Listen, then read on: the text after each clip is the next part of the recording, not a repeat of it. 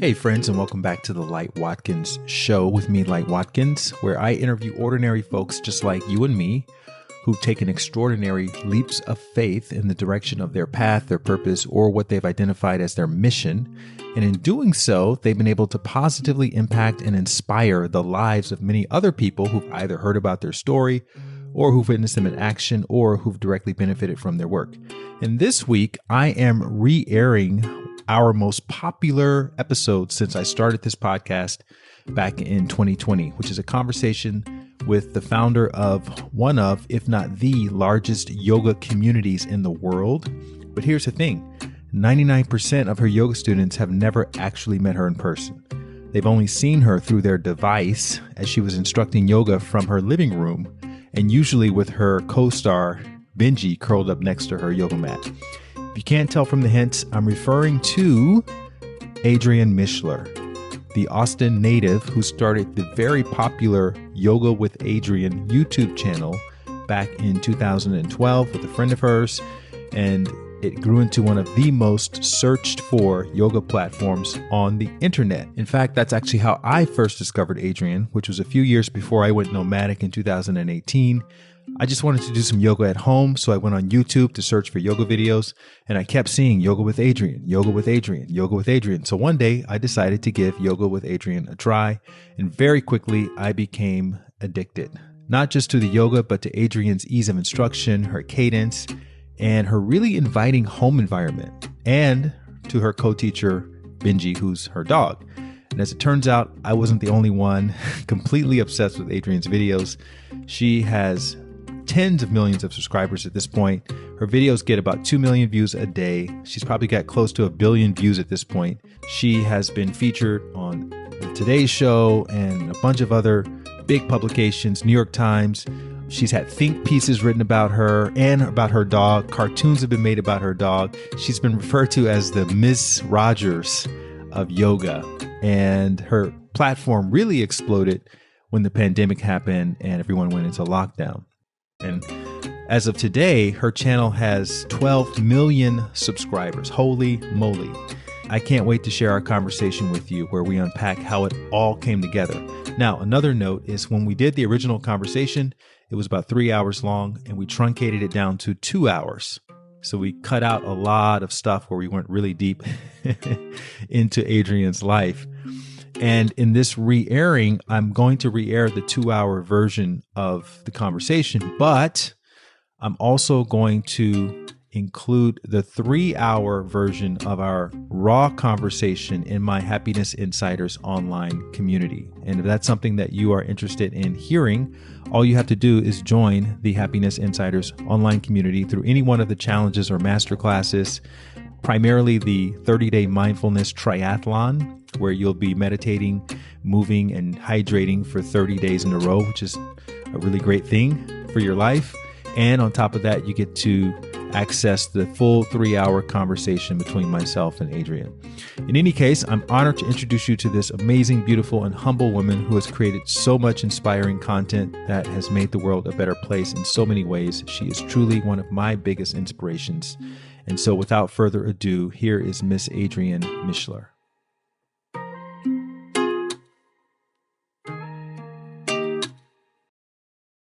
So Adriene, thank you so much for joining the podcast. Super excited to talk about your story and your background. As always, I like to start my conversations talking about little Adriene, childhood. My question to you is, thinking back, what was your favorite toy or activity as a child? The most memorable, I guess, would have to be something in the theater. I often would take like an activity bag with me to my mom's work, which was the theater. She was a theater professor and then a director at night. And my dad also worked in the theater. In fact, my parents met as actors. I guess the thing that comes to mind is just either being with my backpack of toys in like the aisles of the theater, or this is kind of funny, at home. Back then, the scenic design was done with like a actual model. We had this model of the theater that my mom worked at and taught at. And it's a beautiful theater in the round located at the university that she worked at for 21 years, which also ended up being the university that I went to school. And ultimately, I grew up there. It was called St. Edward's University, Catholic University here in Austin. And it was like kind of big playground, like model of the theater in the round with the 4 valms and, the 4 entrances and exits and the kind of raked seating, 4 of them, and then this like empty stage. And I played with that for the majority of my childhood, just with like different little toys, like whether they were porcelain pieces of the nativity from Christmas, like I'd put them on there, or I remember using like McDonald's Happy Meal toys, just like that junk, but also strange things like, flowers and like sticks and like, no joke. I was an only child who grew up in the theater. So maybe it's like, oh yeah, it seems obvious, but I was very imaginative and I played with that model off and on for a long time, just different things, creating different sets and different scenarios and environments. Do you remember enjoying that as a child? Like, did you really look forward to being there in those aisles with your little toy bag, or was it boring for you? I think I remember being present and engaged. I mean, I'm sure just being a child, there were times where I'd prefer to do something else.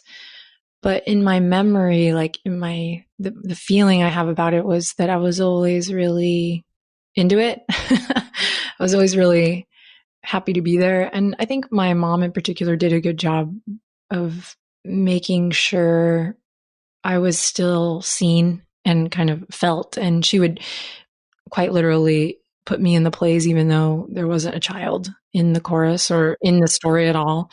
And she would also invite or, allow me to bring friends. So I did, I was very blessed to do a lot of incredible things that I still to this moment have no idea how my parents did it, how they afforded, gymnastics, ballet, tap jazz, all these things. So I did go to like camps. I went to horseback riding camps and took piano lessons early on. But I remember my mom always allowing me to bring a friend or multiple friends to the theater. Particularly, I have memories of like spring break or the summer, like packing our lunches, packing those activity bags and like just spending the whole day there, like with summer stock. So I was either in the plays or had a friend.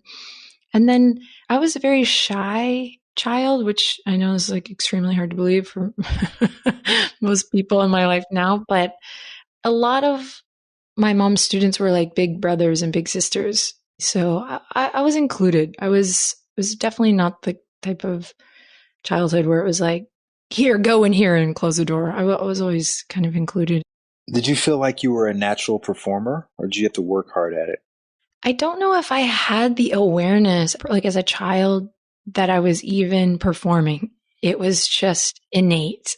I'm sure I was very entertaining, but it was strange. I was kind of always performing, and it's interesting to kind of end up where I am now. My dad has pointed to this and kind of named it lovingly. But, I used to put on lots of plays in the house and dances and shows.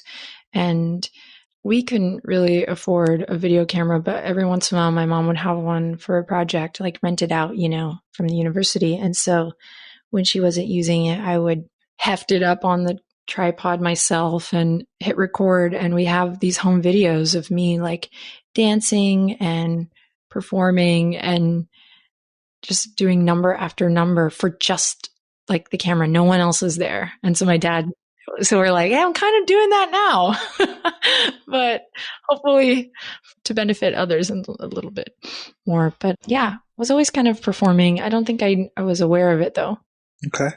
And St. Edward's University obviously is in Austin, Texas. So you grew up in Austin, you grew up an only child.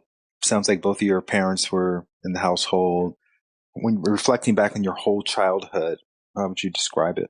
Well, the older I get, the more experience I have with myself, but also as a witness, just being there for friends and the community and just really the more stories that I absorb, the more I realize how incredibly blessed I was to have totally nurtured childhood. I mean, we all fall and scrape our knee, but I really had a loving childhood. I spent a lot of time with both of my parents. They did split up. I think I was in third or fourth grade when they split up.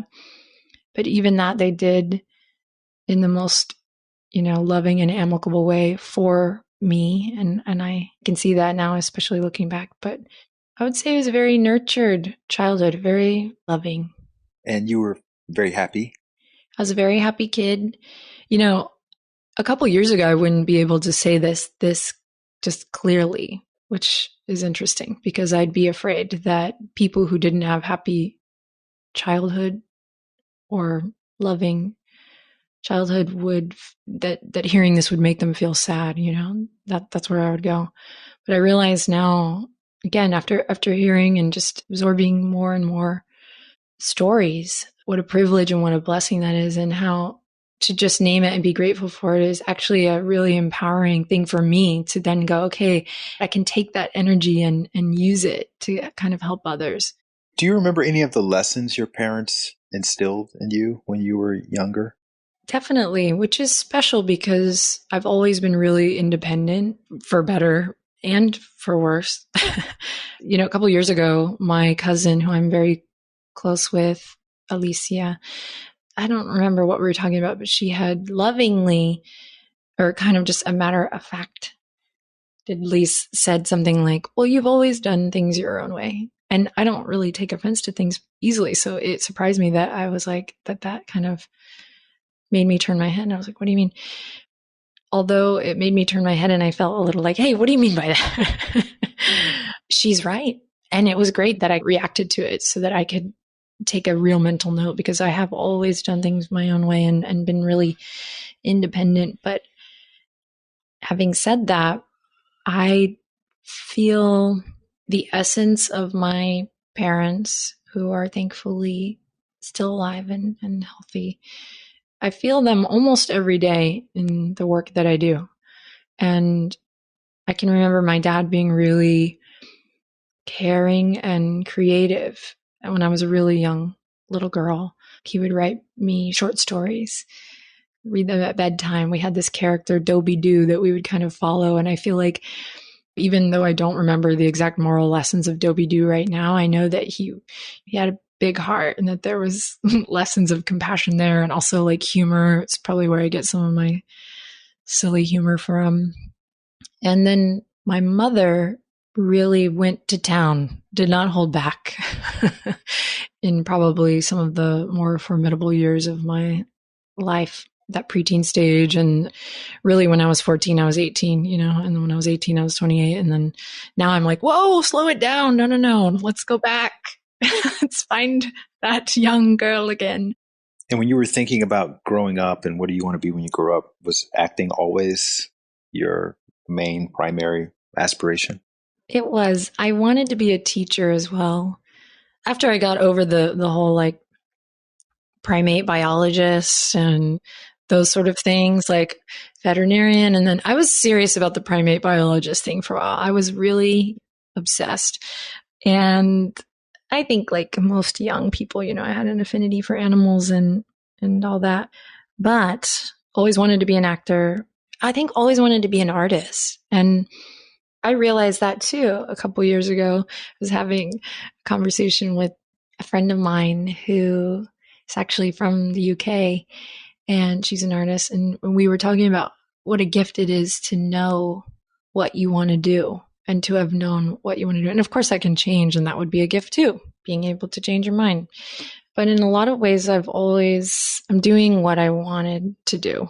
I realize I can't do it all. That's the thing that really has challenged me in the last 5 years in particular, is like, I can't really be a full-time actor and artist and a full-time writer and entrepreneur and the type of guide and friend I want to be, like kind of all at once. When you were imagining your ascent into becoming a successful actress, were you imagining it as a film actor, a stage actor? Where were you thinking it would go? I think as a kid, of course, I just wanted to be like a famous actor. The thing is, I was so immersed in like academia. Like, of course, I didn't know that's what it was, but like, no joke, no joke. I was so immersed in like the classroom, the rehearsal room, that I had a very different lens of it all. It wasn't until like, I guess I was starting high school that I started to even take note of like Julia Roberts and Benjamin Bratt and what a beautiful couple they were, and how my boyfriend at the time and I kind of resembled them, and maybe someday. But really, yeah, I was kind of in this setting. I wasn't like going to acting school, I was like this fly on the wall for Trojan women. I was like watching To Kill a Mockingbird for the 90th time. Yes, I was singing songs to Grease. And that was one of my first paid jobs. Actually, I was working backstage for a summer production of Grease. I mean, that was kind of my like snobbery, and as a teenager, is like I wanted to be a real actor, And then pretty early on, when I was 17, I was introduced to a company based out of New York called City Company, SITI. And I try to speak to City Company sometimes when I'm chatting about my background, because outside of my mother at that time, that was a big influence on the steps that I took into adulthood. And also to this day, like that training and the people that I met doing that training and creating work with them in the years to follow. In a lot of ways, I believe that has a bigger influence on the way that I teach now than any of my yoga teacher training or even my practice. So it's vital that I think I met that company and that training when I did, because it influenced the steps that I was going to take moving forward, both as an actor and as a yoga teacher. Let's talk about that for a second. So you moved to New York from Austin to study with this acting group. What were some of the tenets of the training that you're experiencing with the group? My mother, again, one of my biggest angels, being the artistic director at this point at St. Edward's, she had brought Anne Bogart, American theater director, into town to do a symposium. So from New York. And Anne brought some of her colleagues, her company members, to follow up the symposium with a weekend of training. And where we would get, where my mother's students would get, kind of a taste of this professional training. There are two sister trainings. One is called the Suzuki Method of Actor Training. And it is a very physical practice, ultimately designed to be a vocal training. And then its counter training is called the Viewpoints, which was developed by Anne Bogart, the director, from a training that was originally developed in the dance world by a woman named Mary Overly, who, bless her heart, just passed away. May she rest in peace.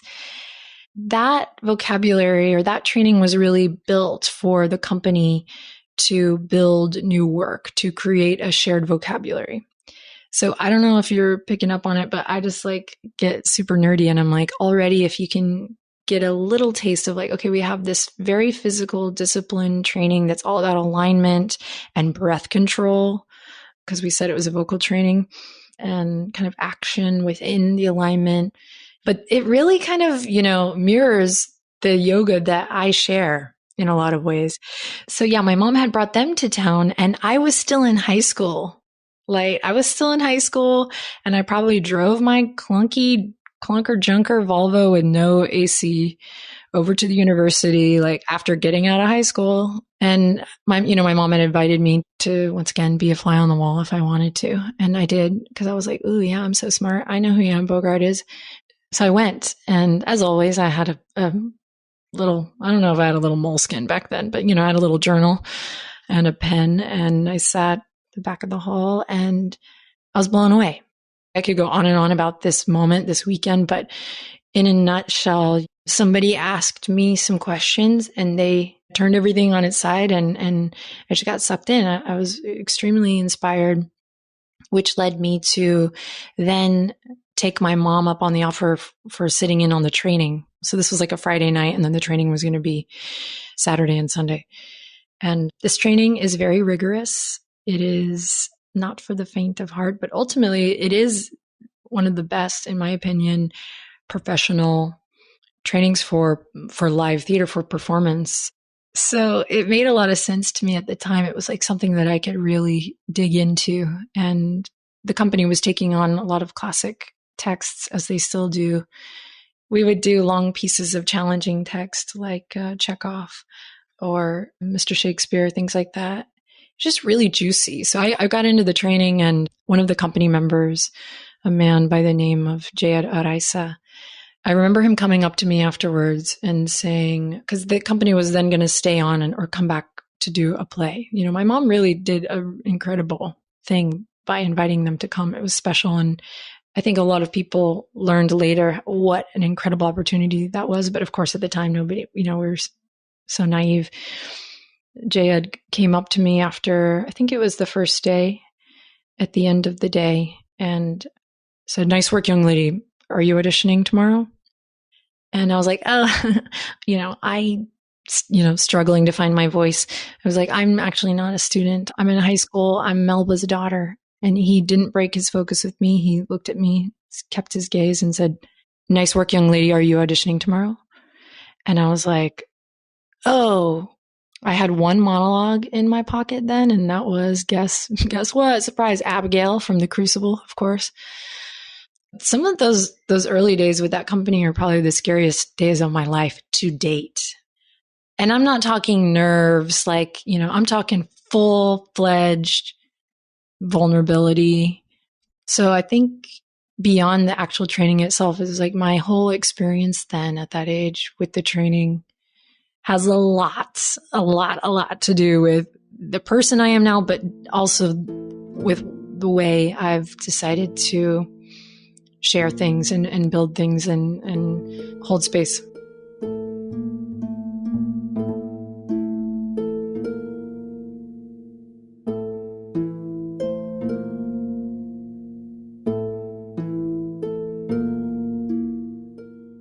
What was the plan? You finished high school, and then what were you going to do next?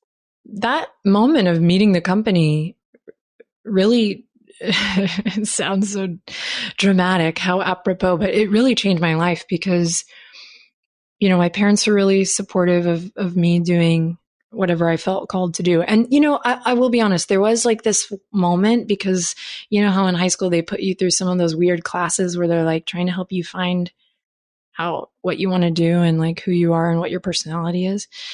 And I wish we could get more meditation and yoga into those moments versus those packets of weird questions that give you anxiety because you're like, I don't know.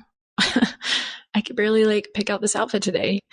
But that said, I think those types of packets probably led me to think like, oh, should I be a lawyer? Or like, I want to make money. I don't know if you can make any money. Right. Because your parents were struggling, it sounds like. So yeah, I mean, the fact that my mom went into academia is nothing short of amazing. Not because she's not smart, because she's a genius. And in fact, she was the first of her siblings at the time, I think, to have gone to college.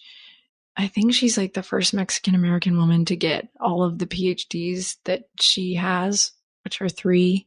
Like she went for it. And that's another really important part of my story too, because it's only now I'm 35 and I'm learning Spanish for the first time. I'm really going back and looking at like, why don't I speak Spanish? My mom is Mexican. And it's because she, when they came from Wyoming to Austin, it wasn't even that she was like, no, mija, we can't speak Spanish. She said it like didn't even cross her mind. And she's so focused on, she wanted more. She wanted to work in an environment that people like her were not getting hired. So she was just so focused on that I didn't learn Spanish. And it's funny too, because she even says she didn't even know what she was getting herself into moving from Wyoming to Texas, being petite, Hispanic, darker skinned lady. She said she looked back and realized, oh, wow, what were we thinking coming here to do that? But she did well. And if it weren't for that, I think it would have been even more of a struggle, although, our angels are pretty good, so who knows? But the fact that my mom had worked her way up, basically, I mean, she really did work from the bottom to the top at that university. That had a big influence on kind of how I saw things. But the term starving artist was kind of revered and still is in a lot of ways as like cool. Like that was a goal. Like, ooh, I can't wait to be a starving artist. Like what? And one of my dear friends who I work with now on the FWFG team, we've had conversations about this probably once a year, but you know, how we really have to be conscious of that moving forward. And especially when trying to save and promote the arts and nurture young artists as being honestly change makers, we have to catch ourselves as we're doing with a lot of things right now, right? And look at that framing and really ask, like, is this serving? And the whole starving artist thing, it ain't serving. Like, it sucks. In fact, in my hometown and my city, you know, I've watched the starving artists go from like being the coolest cats in town to having nothing, no space, no job, no art. So you ended up going to St. Edward's and studying acting and staying in Austin? Yes, sorry. I just kind of went off on the starving artist thing. Guess I had to get that out. But yeah, no, this is an interesting question for me because this part of my childhood or my story is, I think, unique and strange and dreamlike for me because I was very close with my high school drama teacher. And I always loved to dance, and like I liked sports, I liked movement, you know, like I liked moving my body. I wasn't like doing yoga per se, but I felt for a kid my age, I was in my body probably more than other kids my age. And, you know, I was doing musical theater all through my preteen years and I was moving, but right around like 16, 17, I was very close with my high school drama teacher and I loved to read, you know, I replaced the model set design with like shelves of old Samuel French scripts. And I mean, I was in it, you know, and I didn't want to be there anymore. Like I loved my best friend, Sydney, at school. I loved my high school drama teacher. I loved my community, but I wasn't into the environment. And sometimes I wonder, like, if I'm going to have a memory that pops up, and I don't say this like jokingly or in jest. I mean, I say this with grace. Like, sometimes I wonder, like, is there something there that I'm not remembering, you know, that's going to reveal itself? But maybe, like my cousin says, I just always like to do things my own way. And honestly, I think a lot of it was I was already spending so much time in the university setting with my mom and being treated like an adult, whether I was like worthy of it or not, who knows? But, you know, I was being treated like an adult and I was being asked hard questions. And I was, you know, in these plays at night where we would do script work and dramaturgy. And it wasn't just like learning steps, you know, I was doing Spanish Golden Age plays and stuff like that. So I think a lot of it was just that I was growing. I was ready. I wanted to grow up faster than the structure of things were really letting me. I know you were reading the spiritual books.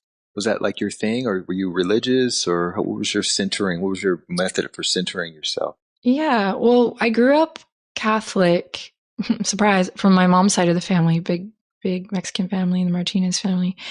And then my dad was Christian. And then both my parents shifted through their evolution into a more spiritual point of contemplation, I guess, space. And they both are still to this moment very spiritual. And that's still very present in the way that we speak to one another. But funny enough, I used to like to go to church. So I was going to the little chapel with my mom at the university. Our Lady Queen of Peace is what it's called. And they had a great band. I mean, Catholic Church really knows how to hoop it up. Like, I used to love the music and the ritual, and still do love the ritual of church. But when my parents kind of started to shift and investigate their own, you know, I'm 35 now, so I'm like, I get it. You know, they started to question things and just investigate other ways of practice, I guess, of contemplation. I was then going to church with my neighbor, who they would often take me in, and same thing, she would come and stay with us. And so I used to like to go with their more traditional family to church and laugh in church, of course, till we were going to pee. And then they would like go out to a nice barbecue brunch afterwards. You know, like I never had rituals like that. So I helped on their train for a good bit. And then probably around the time that I was maturing and beginning to kind of come into my own 15, 16, 17, my mom and I had a little ritual of going to the bookstore, like just for fun, just to like chill out and read and drink a coffee or a tea and come home smelling like incense because the whole store smelled like incense. One of those spiritual bookstores. Yeah, it's actually just an independent bookstore that still is rocking and rolling here in my hometown now. Shout out to Book People. But they still do have a little section. Of course, back then, I think it was a little more pungent. But we would spend, this sounds so romantic, me telling it now, like sweet, but it's true. We would spend hours at the bookstore just, and you know, like we would buy things too, but we would just like read and peruse and sit on the ground and be together, but not together. And my mom would, I think she would get like immersed in astrology, and I somehow landed, you know, like in the Sufi poetry. It's not far. It's just like a couple of doors down. And that's a memory, childhood memory that I have that I'll treasure forever. And sometimes when I'm feeling a little like I will go to that bookstore on my own and just kind of roll around with a coffee and spend some money there. That's when I started to pick up on some of the poetry that has carried me through to now, really. And I think about my mom and how that was her like time to let off steam, and how like, yeah, sometimes we were reading like books on acting or theater, but no, I think she was like also using that time to like engage and teach herself about the things that fascinated her. And I feel like I've kind of picked that up from both my parents. My dad is the same way. You know, we just had a Zoom the other day, just catching up, and he's not downtrodden. He's still talking about all the things he wants to do and all the things he wants to learn. And both my parents are like that. And I can see that in me. So, oh my God. So here I am at 17, 18. And I was already like, I was out of the house. I moved out as soon as humanly possible. No offense to my mom. I just really wanted to own my life. I wanted to make some magic. I wanted to unfold the story. And I was like pretty excited and pretty scared, but I also think I must have had some confidence, probably thanks to my mom and dad always encouraging me and telling me that I was worthy. I've been thinking about that a lot lately as I continue to build work for my current community, you know, how important it is the way we speak to each other, and how that can have such a big impact on the way we perceive ourselves, which of course influences every step. So I had some confidence. I must have, because I went to that theater director, Anne Bogart, who's like huge, and asked her for letter of recommendation. Because at this point I had gone to their training in upstate New York, and I was the youngest person to ever attend at 17 years old.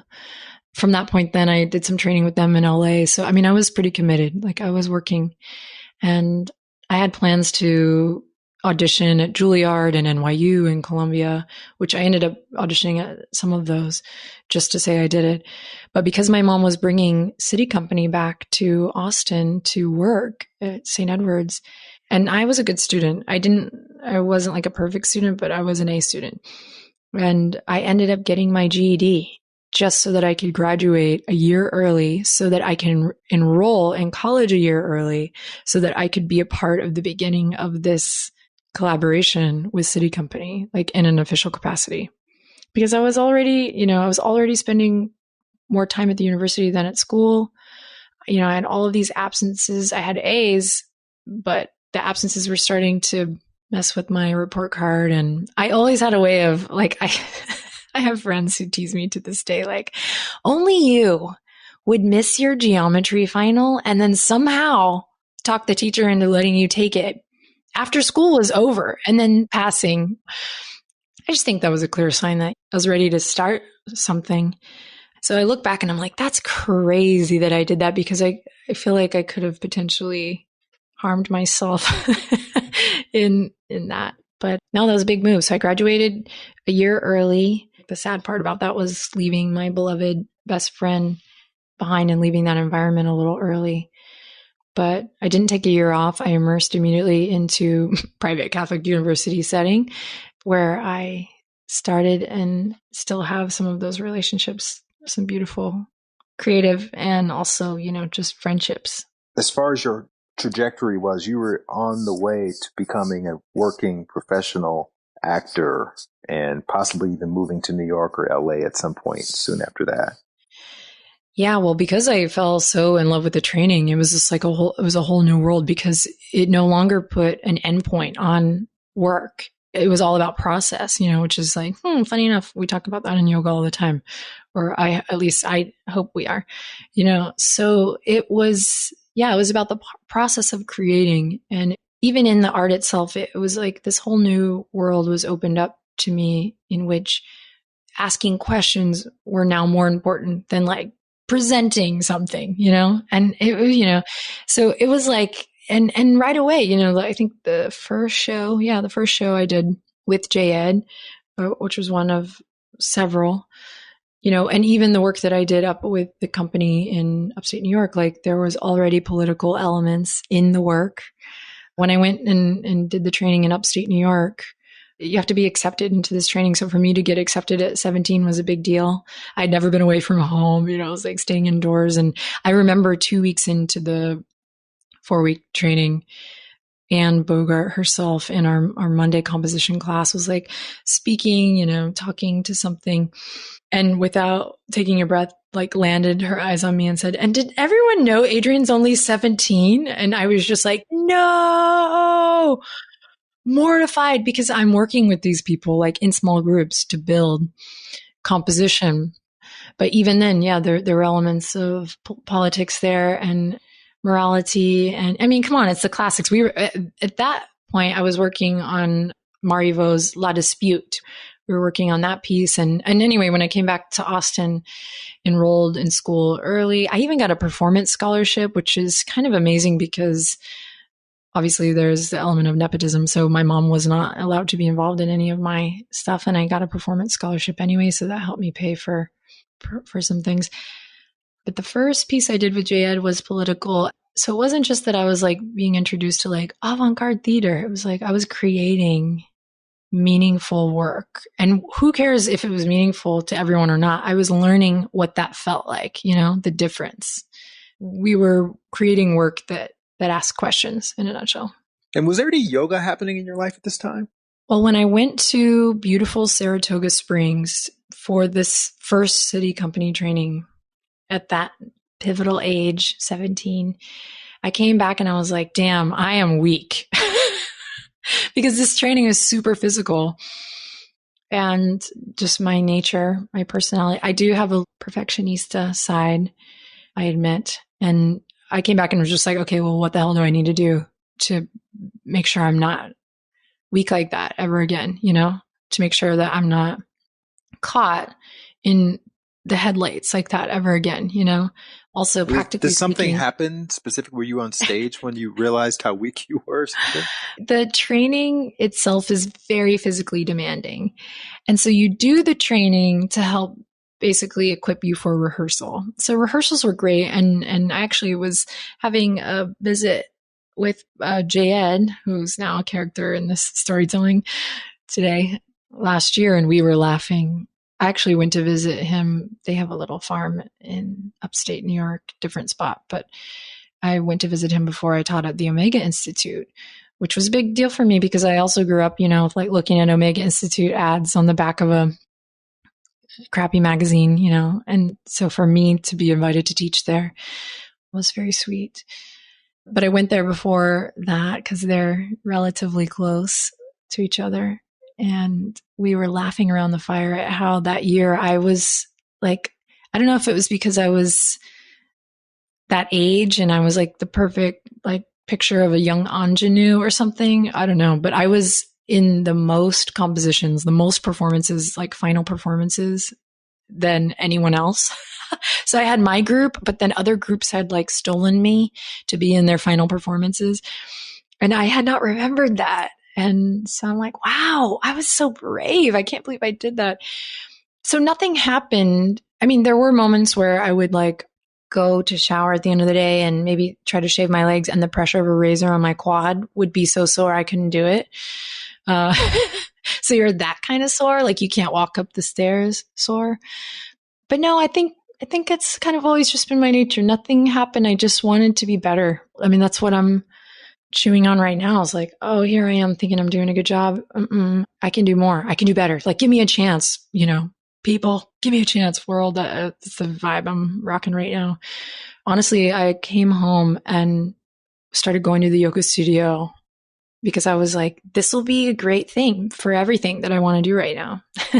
Plus, I just felt comfortable in that space. My mom had already kind of really started to embrace like Baha'i faith, and, there was a lot of new principles of loving that had been introduced into my home. And at that point, it was just my mom and I living together. So I was, full on Rumi gal before Rumi was ever questioned or got popular at the end of yoga classes. What year was this that you took your first yoga class? Well, I might have gone to class prior, but I started going right when I was like 17.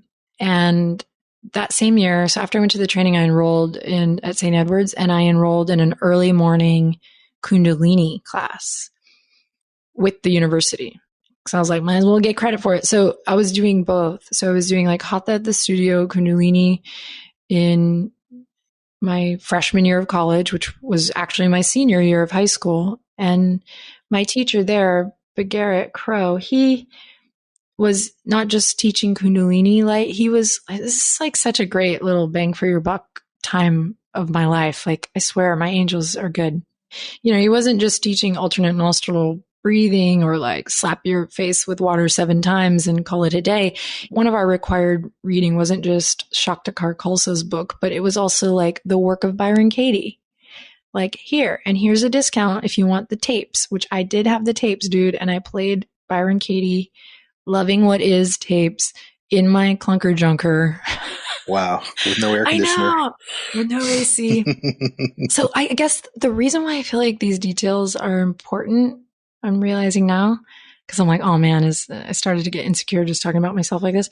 But these are all interesting. I won't say important, because this was all happening before this was the way it is now, in that it wasn't popular. It wasn't salvation, mainstream salvation.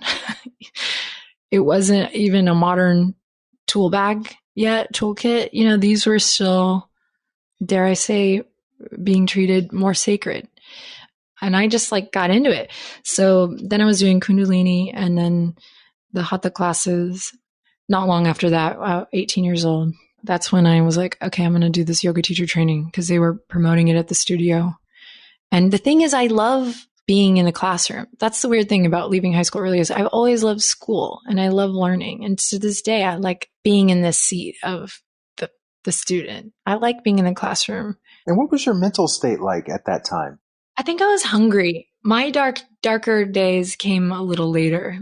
But at this point, I was just like really hungry, and, I went off kilter later, but at this point I feel like I was pretty poised, like I was a little hippie gal, and I say that lovingly. I was a student. I was, oh my God, this was the first time I was reading, it was like the first time I was enrolled in a philosophy and literature class. I was just like, I was in a really potentially well-balanced state of like nerd, art and artist, and Austinite. Were you like that young kid who was learning all this new language for, spiritual practices and going around and like coaching people unsolicited, or were you just kind of hearing Byron Katie and all of these other things and just kind of keeping it for yourself and applying it to your own experience? Yeah, it was very private. It wasn't like I was hiding it, but only the people that were in my close circle would even know that I was jamming on that pretty hard. And I actually am really good friends with some of those people who can remember, like Byron Katie being on the fridge. In fact, I used to have this funny little card. I don't know what it was, but it was a little reminder, like it was a Byron Katie thing. And it said something like, I hear what you're saying. Like that's what it said at the top. And then at the bottom it said, and no. And so that became like, a joke. And oh man, your friends would say that to you. They would tease you. Yeah, I have one friend in particular that I work closely with who, if he hears this, he's going to have a good giggle. But, I hear what you're saying and no. And even though we might have said it like joking, it was going into our consciousness, like these things. And oh yeah, that house at the time, I had little Sufi poetry sayings up everywhere. I had quotes everywhere, positive affirmations, lots of Louise Hay. I was like a total Louise Hay kid. And it seems silly, and you won't find that in my house now. But back then, yeah, it was seeping in because, I kept those things up forever. But that was really my mom's influence. But for the most part, no, I wasn't really sharing that with anyone unless they came over and like read it on my fridge or in my bathroom. It didn't come till much later that I started to have more of an experience with yoga specifically. Then I started to do that thing that everyone does at one point where they're like, no, please try it. And you're like, no, I don't like onions or whatever. You're like, no, please try it. You can't even taste the onions. Please try it. And you're like, no, really, I can't even stand the smell. And you're like, please try it. It's so good. I hit that phase a little later, closer to when I started the YouTube channel. So this was a yoga teacher training in Kundalini, you said? No, so I chose the Hatha path because I'm still pragmatic minded. And this is before yoga was popular like it is now. But I was like, if I do Hatha, just, I did like the research and I was like, I will be able to do more if I'm Hatha certified. And then I can always go back and train in Kundalini. Or I can incorporate Kundalini into the Hatha, but this is the tree trunk. This is the just looking at the book list, you could tell okay, yeah, this is the wisest, most comprehensive choice. And so that's what I did. And I could not afford, oh my goodness, I could not afford it. And it had to have been a lot less expensive then than it is now. But let me tell you. This is in 2002, right? Or 2003? Yeah, 2002 is when I came back from Skidmore. So yeah, 2002, 2003. Trainings were about $2,000 back then, because that's when I did mine, was in 2002. Yeah, well, and I had just come off this big month-long training, which is the most expensive damn thing I had done to date, which, my Uncle Mike, everyone chipped in, actually everyone. So I had a little graduated early party, I still graduated, and I have to hand it to my parents too. They held strong. They didn't say no for fear of what, the family would think, or I think I kind of get feeling a little emotional all of a sudden thinking about it, because that's proof that they believed that I was a smart, intelligent, capable young lady. And if they didn't, I just think they would have not let me do. I wasn't that good at being stubborn, I did what I wanted, but it's not like I don't know if I was that strong. Maybe they'd say something different, no, you were going to do whatever you wanted to do either way. So I'm curious though, why take a yoga teacher training as an actor? Were you thinking I would just do this part-time and pay for my subsidize my acting work? Yeah, it's a great question. And it's a good, honest question for this time period too, because we just weren't seeing oh yeah, I could be a yoga teacher the way we are now. And I'm not saying that with any judgment. I'm just saying it just wasn't like the yoga teachers were, a lot of them in my studio were still wearing, turbans, because it was a big Kundalini owned studio. So, it's so that's a great question. And I think truly it was that I moved out early and I wanted a little jump start in my life. And I also didn't live in the dorm. I didn't want to live in the dorm. So again, very blessed, very spoiled, but we didn't have that much money. And I like to be self-sufficient still, big time to this day. And that has really helped me out actually a lot as an entrepreneur too, just having that deep down inside me somewhere. I'm learning now in recent years how important it is to also collaborate, not just so I keep learning, but because I can't do everything myself. But I felt then that I didn't want to have to rely on anyone. I wanted to do things for myself. I'd already been working a lot. And in fact, I started working really early for this exact same reason.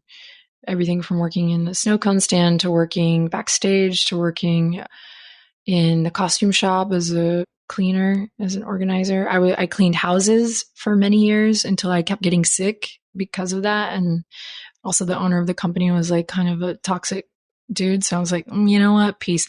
And then I did a lot of babysitting, a lot of nanny work. So I knew that I needed to like get smart about how I was going to make money. And I say this with love, but just with honesty. Like I just didn't want to work in the service industry. Like I just, that whole, actors, waiting tables thing. I honestly didn't think I'd be good at it too. It wasn't that I was just being, and I wanted to be a teacher. I always wanted to have a teaching voice because I had seen my mom, my whole life use that voice.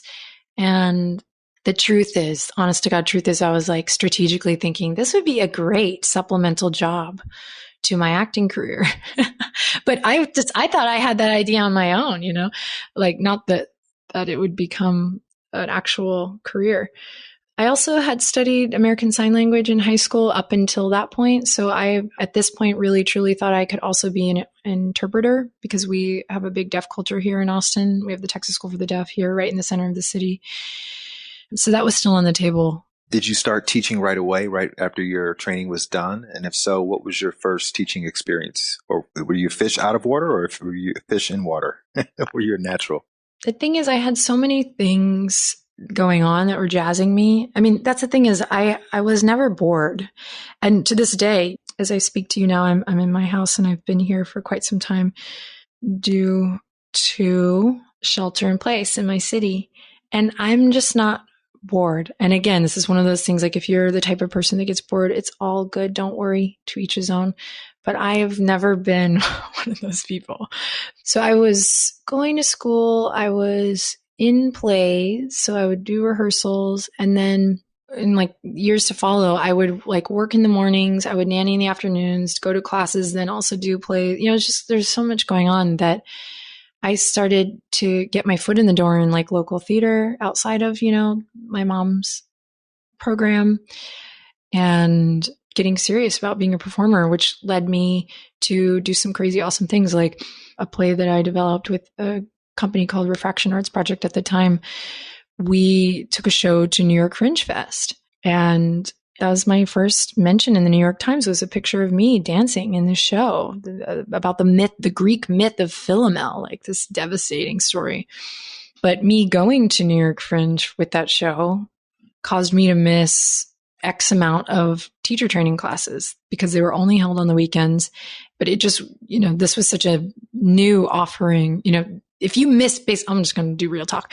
If you missed your anatomy class, like say one Saturday, August 4th, you had to wait till like the next August 4th to get that anatomy class, and maybe not the whole year, but it wasn't like, oh, you'll just pick up in the next training or, oh, we'll just like send you a PDF and you just do this and then you can meet your teacher. And no, it was like, if you weren't there for anatomy 3 on August 4th, then you're going to need to wait until we offer anatomy 3 again, which will be next year. And probably like, you're going to have to pay $25 or something like that. So that was a really long, hopefully fun, just kidding, way of saying, I had so much going on that my teacher training was almost like my side hustle, and like people knew that I had this side hustle and I think they respected it and thought it was cool. But I feel like I went to yoga university because I wasn't like in and out in a year. Like it was almost 4 years just for a 200-hour dude. And, now of course I've had the opportunity to do continued education and all of my just amazing things that I would have never at the time thought that I could ever afford. So no shame, 4 years. And in a lot of ways, again, not to sound annoying, but thank you, angels. I think it was a blessing in disguise, no doubt, that my training was was pulled wide like a long piece of taffy so that I could grow up a little bit within that training and within that experience, so that, yes, when I was done, I was so ready. Had you latched on to a certain teacher as a mentor, to yoga teacher, that is, as a mentor? And if so, did you have a plan for how you were going to teach yoga afterwards? Yeah, well, you go through the training, and originally I'm just looking at paper, like, okay, check, check, check. Ooh, check. And you know what's crazy? I've shared this before in public, but I think you might get a kick out of this. It was so different back then. Do you remember, like, if you were a coffee drinker, or, I'm like an 18-year-old, I'm like, I was a strict vegan back then. Like, I didn't do anything that was considered impure or toxic to the body. Oh, because of your environment though, right? Because that was like kind of the rule. Not because that wasn't inside you, but there's Benji. For me, it was just so interesting because if I had a coffee, I would leave it and I wasn't done, but I spent like precious $3 on it. I would still leave it in the car before I went in the studio because that just wasn't part of the yogic way, like that wasn't, you didn't bring your coffee into the studio. If you did, you were like a bad yogi or something. That's kind of a silly example, but those examples existed within the fabric of this experience is all I'm trying to say. And part of what I've done, sometimes on purpose and sometimes just subconsciously, is trying to demystify a lot of those things that don't make you feel welcome in this environment that's supposed to be for you to bring your difficulty and just bring yourself and bring, so anyway, so I was checking boxes is what I'm saying. Cause I was nervous, and I got to the box basically of like, you need to have someone you can mentor with.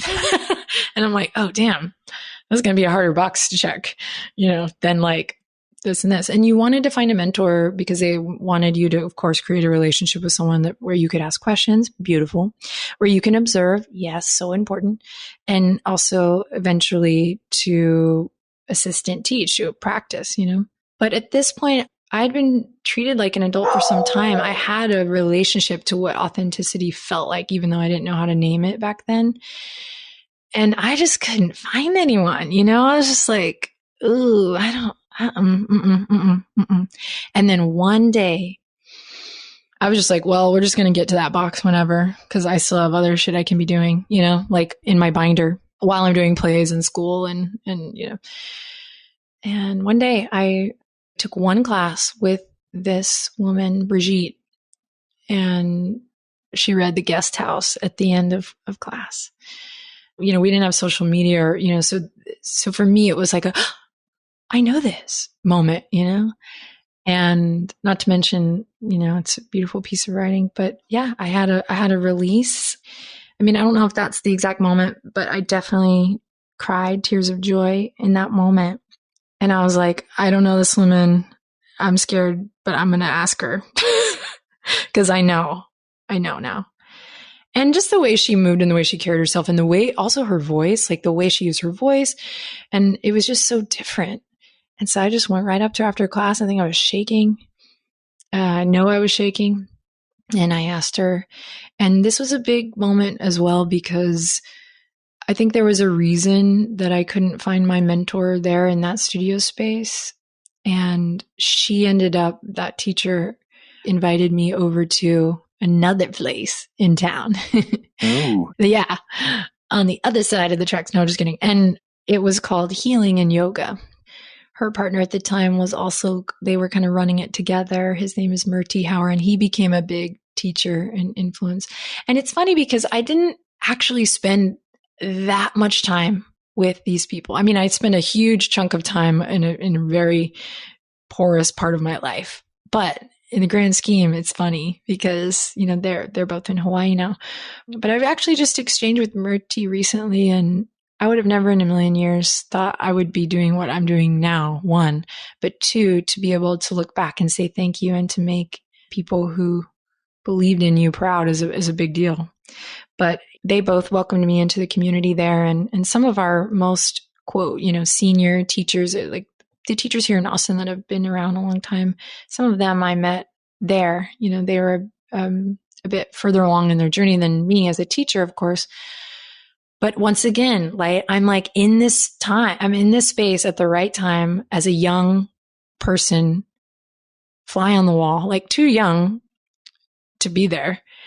And when a spot opened up for kids yoga teacher, there were all of these other, people in line in the community that should have received that job. And they gave it to me. And you can ask my mom, there were even people in the community that were like, what? And I did that with so much pure devotion for many years. And that's really kind of where I fell in love with the idea of using the calling of a yoga teacher to help others. How many classes did they give you per week? On Saturday mornings is when Murti, the big teachers would teach Saturday morning. I'll never forget when I first started teaching Saturday morning, I was like, oh, wow, I've made it, And then I was like, get me out of here. No, just kidding. But yeah, he taught on Saturdays. And so I was going to do the kids yoga class while he was teaching so that, the parents could go to class with Murti, the kids would come with me. And they wouldn't do yoga the full time as the adult class. So there's a little playground. We do a little gathering time. Then we do yoga. And then I do like a story and a snack afterwards. And the snack was all me, dude. Like I brought that, I paid for it. I went to Whole Foods, I bought it, like I did this for many, many years of my early days of teaching and in a way still now. How did you know how to teach children? Because you don't typically learn how to teach kids on a yoga teacher training. No, you don't. And I taught myself through books. And the thing is, we didn't have video. We did not have video. There were no videos. So books, I remember getting books from like a half price bookstore. I didn't even have Amazon, nor did I have any money to get anything ordered from the internet anyway. So it was really like, I had the internet, but I was really creating like my own lessons and taking stuff like from my mom. I was just like doing my own thing there. And I think that was a huge, like that was my first business, was Love Kids Yoga. That was my first DBA, that I went and got. And I remember I had one of my students who ended up being the younger sister of a fellow I dated for many years. It was kind of just fun little connection. She did the logo for Love Kids Yoga. But that was really my first business. And so I would do that on Saturday mornings. Even if I was up late Friday night, which I most certainly was, doing rehearsals and having a Jameson or whatever after rehearsals to wind down, I was still up there with my bag and with everything working on Saturday mornings. And then on Sunday mornings, that's when Brigitte would teach. And I would also show up, same thing. And I would work the table and I would like pull out all the mats and sweep the floor. And so I had no money, but that was my trade, is I was making some money on the kids yoga. And then on Sundays, I would work the table and then get to practice for free. And I was allowed to lay my mat out in the back before, and then I would check everyone in. And at the last moment, I'd probably usually always miss the tune in, but I would just slide in. And so then I was practicing with my teacher. And I don't need a cookie or like a pat on the back, but in the spirit of like telling the down and dirty stuff and not just like sharing the highlights, this sounds like a great deal. But at the time it was hard because I was living in the nightlife and I was getting up and making this a priority. Well, I mean, basically I didn't want to let anyone down. I knew that I had been given a great opportunity. And, the practice was changing me too. So it wasn't just about getting somewhere. I was feeling something, I was having my own experience that I was investigating. What did you learn from teaching kids? What were some of the lessons you learned? I think I learned a lot about the power of invitation versus kind of like dictation, and not dictation, but you know what I mean? The art really of inviting someone to do something versus telling them what they should be doing. That's so important with children, and it's so important with adults. I think along those same lines, I think the power of story and threading like a clear beginning, middle, and end, and letting that be something that feels playful and creative. I think that is a big part of what I am doing now still that is different than kind of how we're trained to teach. But ultimately, it gave me a chance to find my voice in a non-threatening environment and to really move from a place of love, which I know that sounds like, just lip service these days, but it's so true. I was having a heartfelt experience every single time, And even when it was hard, it was my job to make it beautiful, to make it fun anyway, even when somebody's having a struggle or to get, I wanted those kids to go back to their parents and say they want to come back. And in a lot of ways, I do that now with Yoga with Adriene. I'm like, look, I'm not your guru, but I am here to try to coerce you to come back to yourself, really. And did you ultimately get to teach adult classes? And if so, what would you find that you enjoyed the most? Right. So then from working and just being in the community, and I think that was the real, outside of the fact that my whole life, the rehearsal room and being in a play and being in an ensemble, like I know what it's like to be in a company, it's special. That's why when people are always like, oh yeah, only child, I'm like, hey, don't be so quick to like throw me into your only child zone, even though I do it to myself too, like sometimes just to be funny. But I've always felt like I've had a lot of brothers and sisters, like growing up with my mom's students and just being in companies and on, I'm sure people who grew up on teams, sports teams, they have that with that part of their story or that experience. But that healing and yoga time, that was the first time I was introduced to being in a kula, like being with a community of people that would not maybe normally gather for like the same movie or the same, vote the same way or even shop at the same grocery store. Like it was cool. It was like the first time I was in something different where, not everyone maybe thought the same.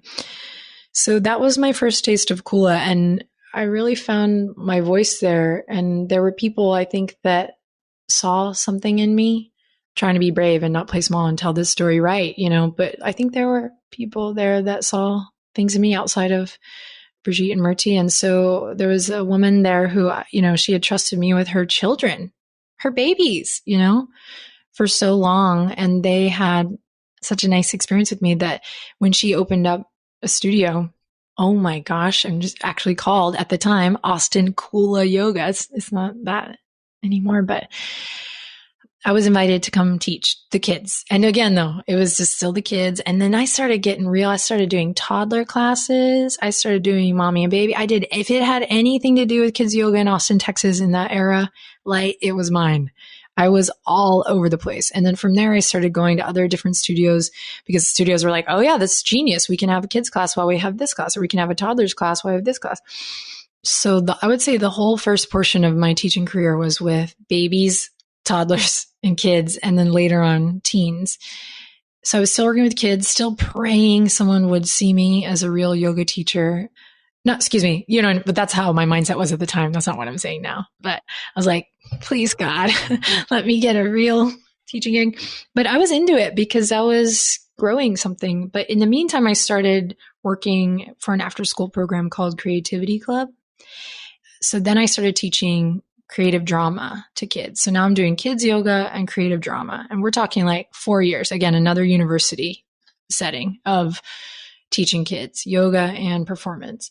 And from there, I ended up moving to a private high school where I taught theater arts for a bit. And I co-taught a musical performance there and then yoga.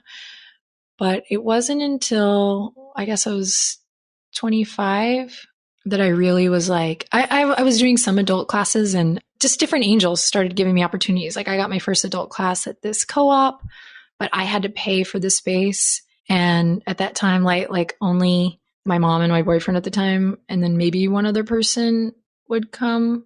And that one other person, I had told them to come for free. So then I was just paying to teach for many years. And that wasn't like one time, just for people who are working their way through. That was like a good year where I was like, oh my God, it was like my dirty little secret. Like I'm just paying to teach. And whoever does the books here, I hope they don't think I'm just like a total idiot. And what about the acting? Are you still thinking I'm going to do full-time acting one day and just still doing this part-time or where is it now in terms of your focus? I'm still acting at this point, and I'm doing it non-stop. Like I am doing back-to-back plays, like in rehearsal for a play while I'm in a run of a show for another play. And that's a similar story. You know, I got my foot in the door through professional Austin theater community as an assistant stage manager, one of my good friends and collaborators. And to this day, she's one of my favorite actors, Jenny Larson, who ended up becoming a big confidant and collaborator for me later on in Yoga with Adriene when I started teaching at Salvage Vanguard Theater, but still doing plays this whole time. She got me my first gig early 20s with Salvage Vanguard Theater, which I later became a company member at. And that's where I started like doing my independent classes. So it kind of took a full circle thing. But to make this not so much more long-winded, I'll say I was like Cinderella when my friends got to be like performing for many years. I was doing the laundry. I was making blood packets, you know, I was getting everything ready for them. And it wasn't until a little later on that I started to get hired. But then once I started to get hired, I was nonstop working. I don't say that like with a hair flick or anything, but I was, you know, I was a hard worker. Who the hell wouldn't want me there? I was extremely hardworking and probably psychotically devoted to the theater. But were you making money as an actor at that point, or were you still mostly work free? I was living that starving artist life. I was piecing it all together. No, I was definitely getting paid. I wasn't doing any of that for free. There were definitely moments where I'd like to think I helped teach, guide, move some of that, even in the smallest ways. Like, for example, I can think of someone that I totally worship now as a director, but I remember when he first came to Austin and had this incredible piece that had my name all over it, there was like no pay. And I was like, oh, I can't, I'm not doing it. And then it was like, okay, $100. And I was like, 6 weeks of Shakespearean work. Like, no, you know, and then this is like when rent's starting to get higher and, you know, it's all starting is the beginning of what I've now lived through as the end of a huge downfall of arts and in particular the theater spaces in my hometown. But no, I was definitely getting paid. I was piecing it all together. And then a really pivotal moment came when I was invited to become a company member at Salvage Vanguard, and a beautiful teacher had already been kind of utilizing that space. A friend of ours who's actually a teacher at the studio here in Austin that I'm co-owner at now. Anyway, opportunity came up for me to start teaching in the lobby there. So we're talking like the theater lobby. And I was like, yeah, I'll take it. How much do I pay each month? Okay, that's like way better than what I've been paying anywhere else. So let's do it. I just took it and ran with it. And from there, I started teaching at the Blanton Museum of Art.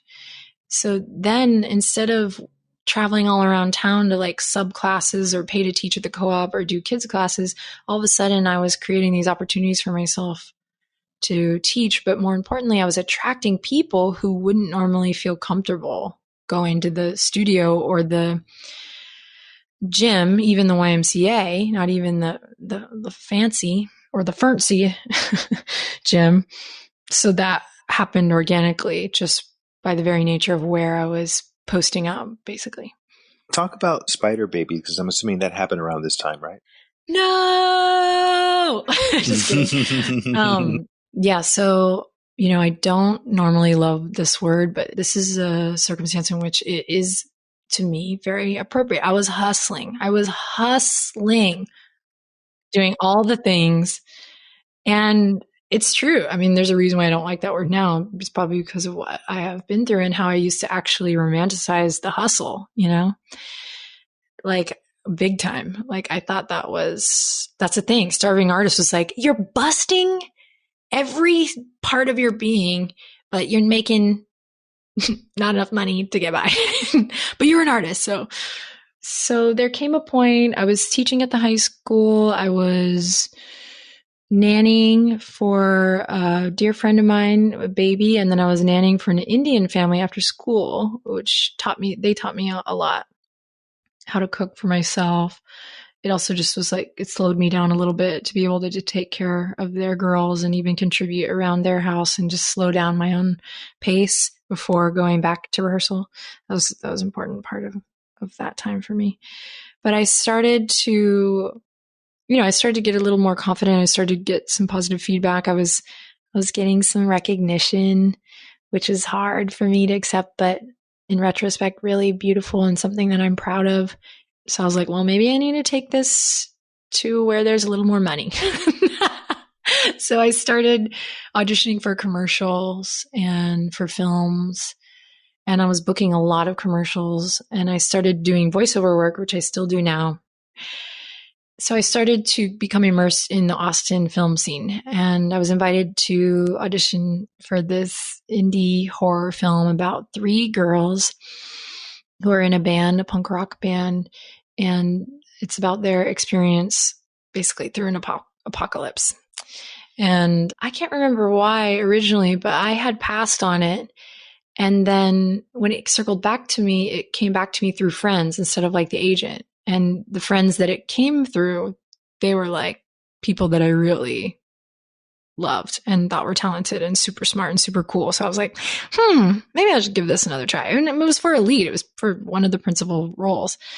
So I went on tape. I don't know if it was live stream or if I did it on tape, but with my now business partner who was directing, and he co-wrote it. And his now wife, Hyla, was one of the other principal ladies. And she and I, at that point, had done theater together. And, some people you just, you let them see you, they let you see them, and you just know. So at that point, I had already a kindred energy with Hyla, and I thought she was really cool too. So I was like, yeah, let's do this. And I got cast, and it was actually a really difficult experience in many ways. But I think that I learned so much about film acting on the piece, and it never got finished due to a bit of discrepancy, miscommunication. I don't even know, to be honest, between kind of the Austin team and the producer. But yeah, I think we often high five, toast, cheers to the Spider Babies, because from that project, Chris and Hyla met, and they have a beautiful son now, and we have Yoga with Adriene. You're hustling, you're doing all these different jobs. Are you living kind of hand to mouth? Are you saving money for a certain thing? What's your financial state at that time? Check to check for sure. And this is personal, but my parents were good to me. They helped me out through the beginning stages there, but I think it was me, not them, that was like, I really wanted to be self-sufficient as soon as humanly possible. So that's what I did. And if I was in a really tight pickle most of the time, I would work it out myself most of the time. And then, life happens and things evolve, and we got to a point where it was every man for himself. Like my mom and my dad and I all kind of, you good? Okay, you good? Okay, you good? But I was definitely working check to check, but I was in scenarios that were really blessed. Like I nannied after school for a family, and a lot of what I did during my 20s, I look back on and I'm like, wow, people trusted me, like big time, like with their everything, keys to the costume shop, keys to the house, like folding laundry and putting it in drawers, like just, and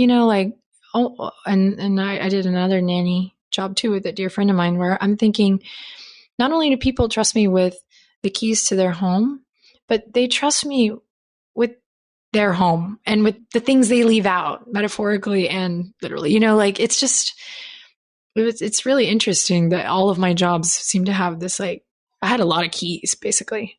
I had a lot of keys on my keychain. So I think the reason I bring that up is not to brag, but to say I was already creating relationship-based work versus just transactional, show up for your shift, do it and leave. So within that comes some cool things. You get fed. The food that I would do mise en place for Po Ruvi, so she could come home after work and cook her meal. she would leave for me and like with instructions, and then I would know how to make this Indian dish. And throughout the course of me working with them, I like grew my Indian kitchen. Every holiday they would give me one, like one year I had a pressure cooker, which was like big deal for my broke butt back then. And then the Christmas I got my own Indian spice rack, spice dish, so I was being taken care of in interesting ways during this time, but very much check to check. And Spider Babies was actually very alluring because it was because of the relationship that Chris had made with this producer. I was going to get paid. There was some money to pay the principal actors. So that was a big part of why I was like, oh yes, finally.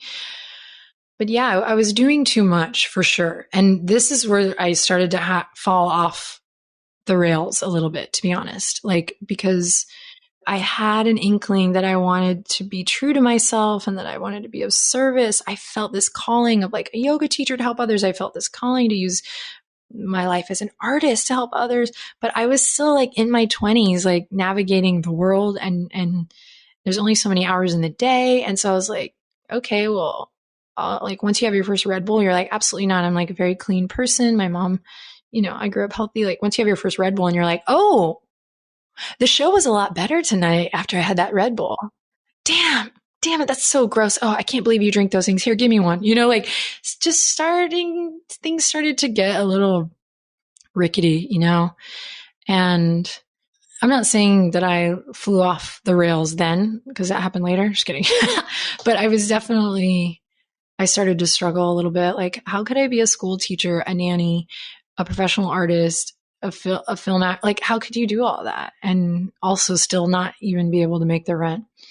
So things started to get a little interesting. And that is why when Chris wrote me a random email about gauging my interest in doing a YouTube channel, I lit up like, ooh, what?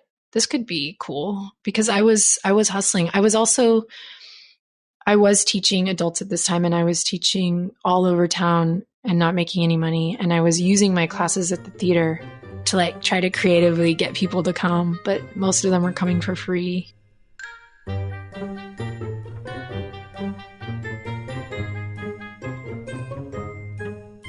Had Chris taken your class and he thought you were an exceptional teacher or something?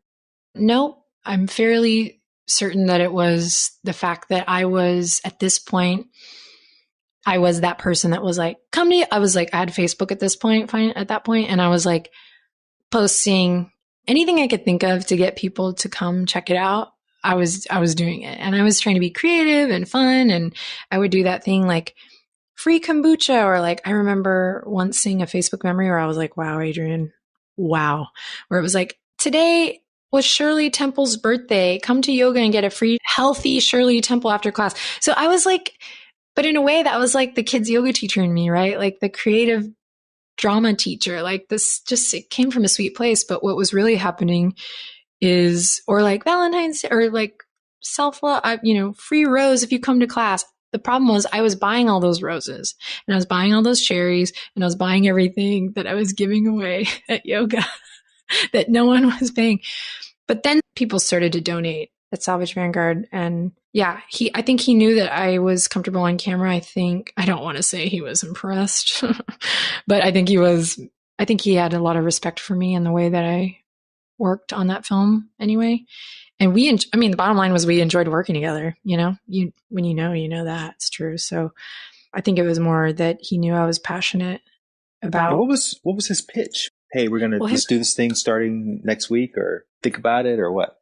Yeah, I think it was like he was just trying to take my pulse. So he had created a cooking show with Hyla called Hyla Cooking that ended up doing really well and was really fun, and was positioned like, this is not for chefs. This is just for everyday people who want to have a little fun and be able to cook their own meals for themselves and their family. And Hyla has a wonderful personality, and I think the two of them had so much fun building it that really ended up coming out in the videos.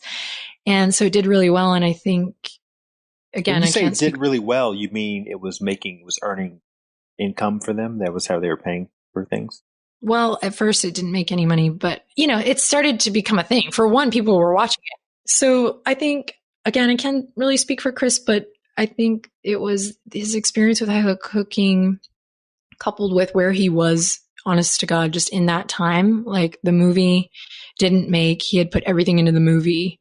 And, I don't think he wanted to go back to an office job, even though he ended up doing that for quite some time. And yeah, I think he was just exploring. And I honestly think he was interested. It wasn't just like make money, even though we needed to make money. It was like YouTube was changing. And at that time, it was already starting to thrive and move in different ways in other big cities, but not quite in Austin yet. So Chris was really getting into that. And I think he was, just good at it and inquisitive enough to get feedback that was like, yeah, let's keep doing this. So he wanted to do something in health and wellness, knew that I was comfortable on camera, knew that I was really trying to do something with this yoga thing. Cause at that point, everyone who knew me knew that I was teaching. So we talked about it we like to joke. We talked about it for like 2 years, back and forth, in passing before we actually started to make some moves. Here's the problem though, is back then, YouTube is relatively newish. Yoga, it's like, I can imagine as a yoga teacher, you were probably like, well, what about alignment? How do I keep people safe? And, the whole thing of taking this quote unquote sacred art and introducing it to video. Was that a conflict of yours at all? Or am I just projecting? No, it's a big one. And I'll put another little dollop of that on top and be honest and say like, not only was that a real problem for me, I was afraid to mess up because I was afraid of doing something wrong. I felt like I could maybe jam this out. Like it was kind of just too good of an opportunity to not try. But I could see like in the back of my head, like, oh, like my teachers, or like just everyone in yoga looking at me thinking that she's watering it down. Yeah. Or like I'm not, because also, and here's the down and dirty is I admit I like, especially back then, and this is something that I'm actually investigating right now for real. Like when is my desire to want to be liked getting in the way of actually creating a new groove? Whether the groove is good or bad, we're not even getting that far. Like when is my desire to want to be like getting in the way of me creating a new groove, period? And this was one of those moments where I was like, I even had someone recently ask me, like, were you a teacher's pet? And I was like, what? I got all defensive. And then I started thinking about that a couple days after. And I'm like, yeah, I kind of am. Like, even right now I'm taking Spanish, through online one-on-one. And I love my profesora and I want to make her proud. I don't want to show up unfocused or frazzled. I want to do well for the both of us, so it's still in me. But I felt like I was walking on eggshells, to be honest, for a long, long, long time. And I think that's why I went a little overboard in the beginning. He sent you the email. You've been talking about it. What eventually got you to the point where you're like, okay, we're doing it on Saturday at 10 o'clock. Come to my house and shoot it? I think it was just where we both were in our lives. Like I had no space when the email came through, and he was also kind of starting a new chapter, so to speak. And so I think it just took us that long for the stars to align, honestly, for us to get together. But maybe too, in the back of my head, like maybe it was just that we were going to let it gestate. But here's the thing. This is actually key. We never were thinking that it was going to be a business or anything. Like, let's start. Okay, so we need to have a meeting to like plan out how we're going to do this business. It was more like, hey, should we finally meet up? And we had a drink. And our first Yoga with Adriene meeting, we had a beverage at a bar on South Lamar in Austin, just like main road, because Chris lived over there at the time. Like what, but I like that. I like to share that part of the story. I don't even think it's funny. I just think it's interesting, like we weren't meeting like, okay, let's change the way we see yoga and health and wellness, or like, let's, I thought maybe I could pay some of my flip phone bill, maybe. So it really was in the spirit of like experimentation, and there was a ton of unknowns and no real pressure at all. There was nothing like speeding it up or pushing it along. So much so that for the first year or two, even if we said we were going to shoot on a Saturday and one of us didn't feel like it, we just called the person up and said, hey, do you mind if we save it, shoot next weekend? And that's what we did. What was the setup like? So the first time he just came over with like a little point and shoot, or was it an actual film camera or what? Well, it's interesting. I actually lived in another house when his first email came through. And in that process between when I received his inquiry and when we began, I moved to a new house. So when I moved into the new house, I walked into this dining room and saw this beautiful window wall with these like old school built-in benches. And I mean, it's an old house, you know, but I was like, this is it. I was like, we could shoot the yoga videos in here, you know, if we ever do that thing, you know, whatever. But I was like, we could do it in here. I'm going to be honest. In the early days, we had a little bit of a Dharma and Greg thing going, you know, like, okay, I'm in charge of all the yoga, like all the content, I guess, but we didn't even call it content then. It's funny. And you're in charge of all the other stuff, the tech, the camera, like, and we worked like that in the beginning really well. You know, we were just playing and exploring, but I think it took a lot of trust. And honestly, you know, maybe we're just cosmically a good team because we had fun. And, you know, Chris is a smart guy. He said early on, you know, we don't have to try to make everything like perfect, but rather just be yourself. Like, and let's just work with what we have. And then kind of strategically, I remember him saying each time, let's just try to make one thing better, which is something that I've passed on when people ask me for advice and I'm like, oh, I don't know if you want my advice, but let's see. And I like to share that, you know, it can be overwhelming. And you can also think that you need all the like fancy stuff to make meaningful work, but really you don't. And a better way to approach it sometimes is just like, okay, what's one thing we can make better? Sometimes it's like me, like stop smacking or keep eye contact. Or be yourself. Stop trying to act like a yoga teacher. And then sometimes it's like camera movement or light. Thank God we had all the windows. We had a lot of natural light. And then we had two little like soft boxes that were, you know, basically high-low cookings. Everything was high-low cooking equipment. So that was great. But we had pretty much just bare bone basics. You know, even my yoga clothes, like I had like 2 pairs of pants that were okay because the other ones had a hole in the crotch, you know, like that's what it was like. And I remember doing my makeup like in my bathroom a little bit, combing my hair, looking at my journal, my notes. I took copious amounts of notes back then, trying to basically memorize them, kind of simulating like what I would do in a performance. But then something started to happen in which, you know, Chris, I think, started to get really interested in the yoga and the meaning, you know, behind it. Then I started to get interested in what he was doing. One thing I'm always, to this day, I feel so grateful that my angels paired me up with Chris because Chris has always gone out of his way to teach me. There's always been a transparency both ways, you know, in why I'm doing this. This is why I'm doing it this way. And then I'll do the same thing on my end. This is why we're doing this today instead of a flow, because I want to make sure we have all the foundations before we get into that like bootylicious stuff, you know, whatever. So we really taught each other a lot along the way and still do. What was the engagement like when you guys first started? Did you film a bunch of episodes first and then you started putting them out, or did you just put them out one after the other one as soon as you were done filming? Yeah, we made an intro video with Hyla as our third woman. And I was so nervous. It was so crazy because I felt so vulnerable. And that's no joke. That's like, I was like, oh my God, what am I doing? And you can see it in the very, very, very first Yoga with Adriene video uploaded September 2012.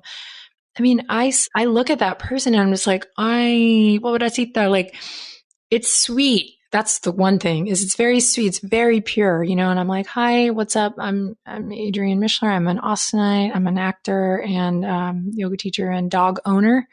And you see my old dog there. And it's very pure. And I don't know what I was expecting, but I thought like something would happen, but then nothing really happened.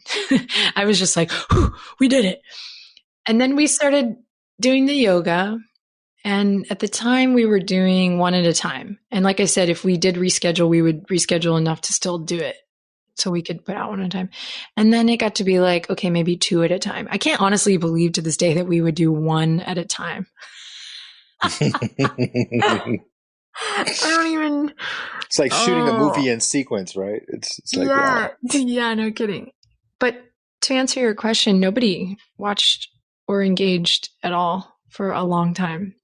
In fact, this is why I don't know who I think I am, but I often do feel like the darn thing is blessed or guided by angels or like so much bigger than me, because why were we even doing that? I mean, I guess Chris was working on things and I'm just like, I'm not a failure. So I keep going. I'm going to keep going. But we were doing it for so long before receiving any feedback or any views. And then I'll never forget the day where I like popped back on a video and was like, oh my word, 100 views.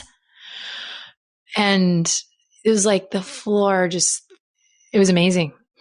And I'm still not really a big number person. We've had quite the year this year with numbers, but I didn't check in with like views all that often throughout the course of the journey. I know it sounds like I'm just saying that, and I don't know why I wouldn't just be like addicted to it. It's my thing. It's me. It's like me putting myself out there, but I don't know. I just don't really care, I guess. But I did start to care. Basically, we started to really see some movement, and I started to get more engaged when we did the first 30-day yoga journey. And I think it's not that I all of a sudden woke up excited about the numbers and that they were bigger, but I started to see a new possibility. I started to see like return guests, return, friends. What year was the first one in? 2014? 15. That was the same year you were the most searched, biggest Google search for yoga? Yeah. And I think that was due to the 30 days of yoga, which is wild to think about because the channel was so small. Now, Chris was also the Wizard of Oz, right? Wasn't he like working all the meta tags and the and all of the algorithm stuff, that's SEO stuff in the background? 100%. I love the way you put things. And this is a good example. In all my days, I've never thought of Chris as a Wizard of Oz, especially during that time. And that is the most perfect way of describing him. And, in the moment, it was like that was actually, we're not supposed to talk about that, right? Just do the work, because we really wanted all of that to be invisible. And still do now, like that's not the focus. I got to a point where I basically started talking about Chris in every interview because it just felt wrong. But in the beginning, it was like, yeah, we were really positioning it as like, just a gal in my living room. Let's do some yoga for free. You don't have to have anything fancy. You don't have to have tight yoga pants. You don't even have to like yourself. You are welcome here. Just come along. Would you say you had found your yoga teaching voice by that point, or were you still developing it? I had found a voice. I think it was and is in development. And I know that sounds like I'm just trying to, again, check the box and say the right answer. But I mean that. And again, this has been coming up for me a lot lately for many reasons. One being that our audience has really grown during the year 2020 for obvious reasons. But two, the world is changing, and it always has been, but there's a unique window right now that I'm looking through, and it's inviting me to kind of look at just the way that I'm using my voice, even in just the asana-led practice, because asana is so powerful, the way we teach asanas. Well, but I know why you're asking me that. Yeah, I had found a voice then. And I honestly, it was like a sink or swim scenario, my friend. It was like, how do you be yourself, but also gain the trust of the friend on the other end, the viewer, So I was just giving it my best shot. I wanted to prove that I was worthy of holding space. And honestly, the thing is, I did know a lot. Like, I'm a total nerd. Like, I like to be prepared, like that has never changed. But I also had already experienced classes with people where the teachers seemed to be taking a little bit more than they were giving inadvertently.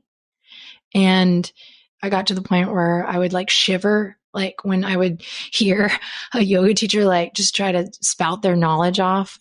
So I was finding it. But yeah, I was having to act confident even when I didn't feel confident, to figure out what worked and what worked, meaning what felt good and honest to me, not like what got good feedback. What was the moment where you felt like, wow, this could be my everything? I mean, I'm still going to act, but I can really take this thing to another level.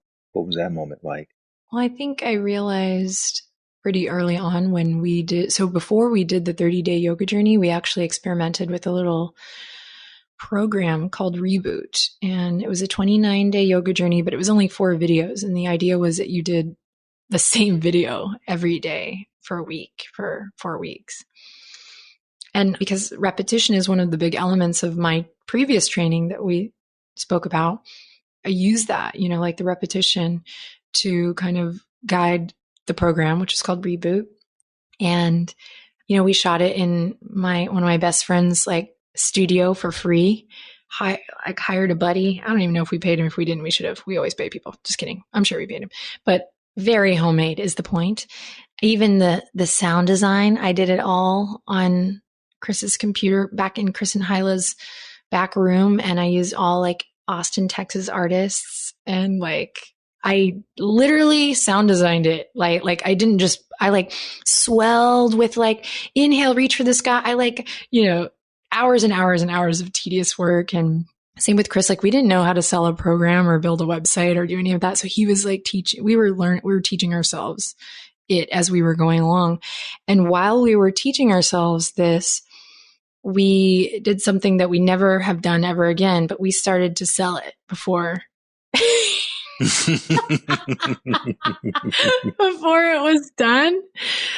And we had the content. Neither one of us would be that silly, but it wasn't finished.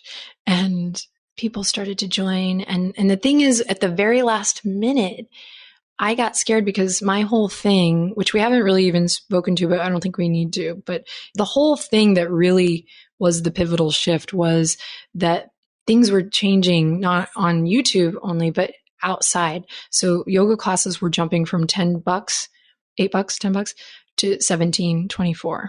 And I'm going to say it. I always have said it. There's no reason why I would stop saying this now. And the culture of yogis were really predominantly wealthy white women in expensive stretchy pants. And that was just blatant. And I was like, this sucks because I'm devoted to this and I can't afford to go to class. And now it's being infiltrated by, I felt it. I was there. At that time, I was sweeping and scrubbing floors just to take class on my side of town, which is East Austin. So that was starting to shift, which caused me to feel nervous about charging for a program.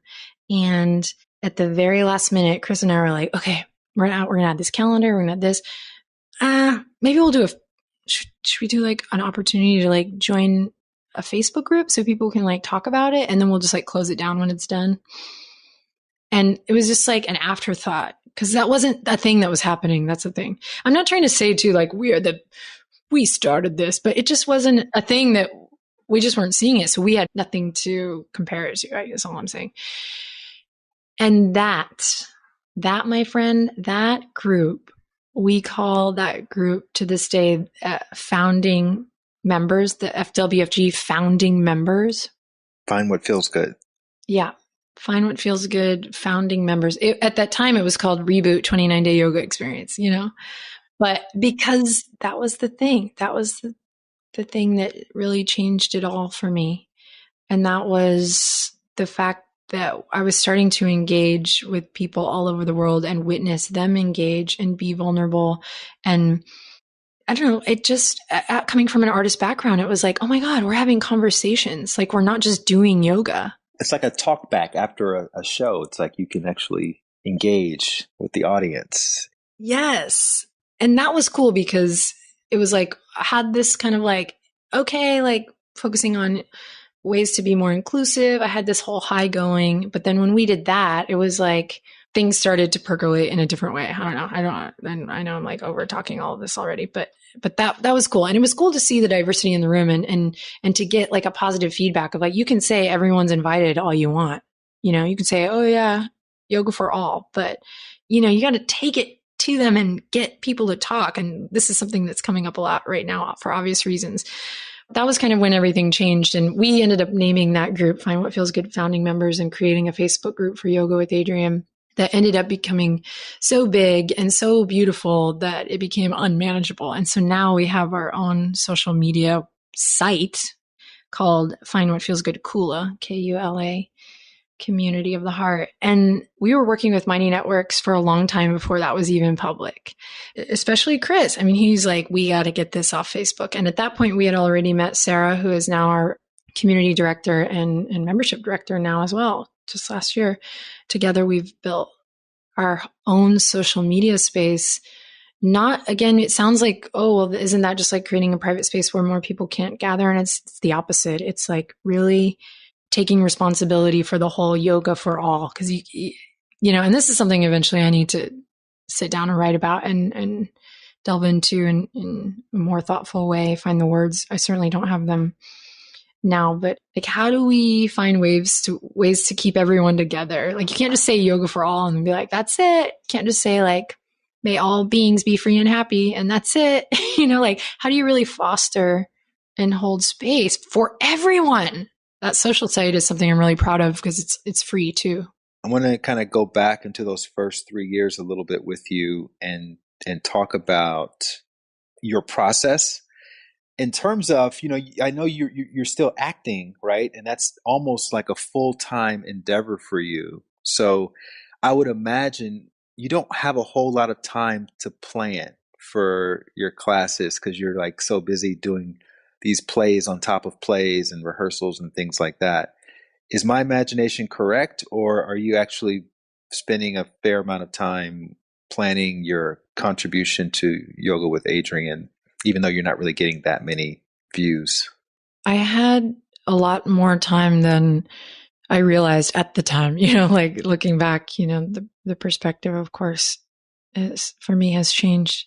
Now I'm like, oh, to go back, I would long for those long hours of journal time. And, I can remember using the mornings. I wasn't ever really working in the mornings. I had a job along the lines of people trusting me and looking back and being like, I cannot believe I was, given that much responsibility at that stage and that age and trust. I had worked for a while as a preschool teacher. Again, basically just accepting any job the art school here would give me. And that was with the city. And I had, just going back for a moment, I had accepted a job there teaching preschool creative drama. So now I was doing the elementary, I was doing the preschool. That kind of landed me a professional job with benefits in the registrar of the school, which is run by the city of Austin. And then that led me to creating a relationship with the head of the registrar. And she basically created a job for me, like as her assistant, managing the admissions for the school. So this is crazy, right? Like, I'm not experienced enough to have this job, but I have it. And it was a big win for me. And it kind of plays into a big essence or flavor of my 20s, which was I was always, and, similarly, I guess, from when I was in high school, I wasn't like trying to act older than I was, but I was always trying to prove myself. Like, I took things very seriously. So I actually worked there for a good bit. And I basically, before we started Yoga with Adriene, came to a point, and, it was through reflection of being in a relationship and, all these things that help contribute to you making big decisions.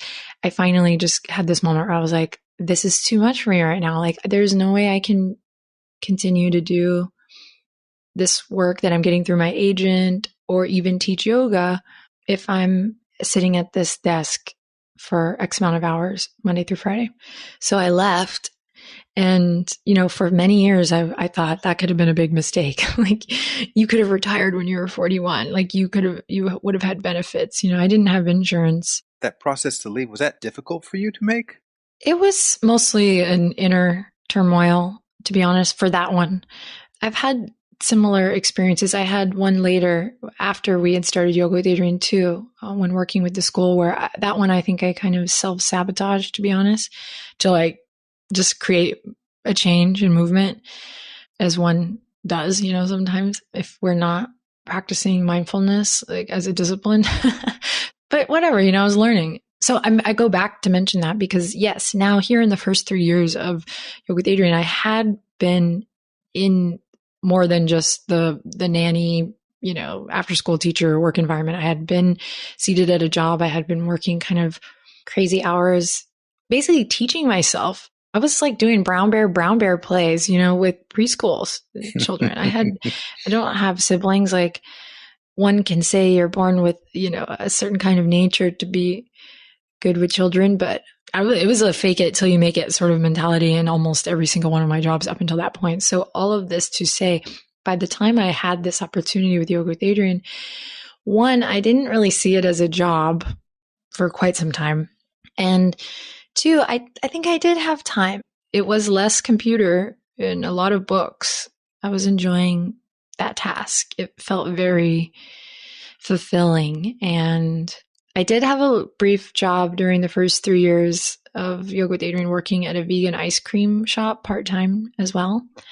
So yeah, the first 3 years, it didn't really feel like a job. I enjoyed it. And so I guess I made the time. And if anything, I was like, trying to figure out how to memorize my lines, for the nighttime. That was the struggle. And when you were on camera as an experienced performer, would you say you were performing at all, or was it really 100% you in that scenario? Was it a very intentional thing, breaking the fourth wall, or did it just kind of happen organically and you guys saw that people were responding to it? It was intentional, and it was not easy at first.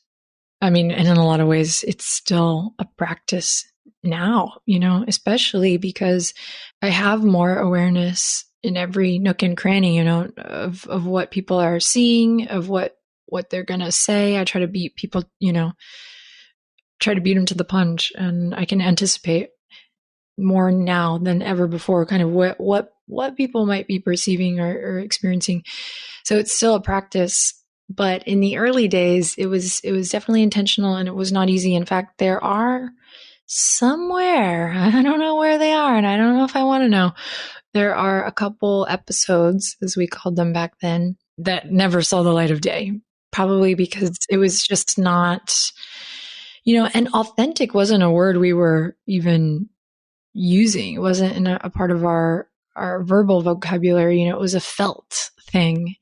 And Chris, we were experimenting. He was a good friend and a good director, really, kind of a good outside eye. Like, okay, now let's do that all again, but let's try to streamline it and just be yourself a little more, and wasn't exactly telling me what to do, but inviting me to like, try it again. Let's try it again.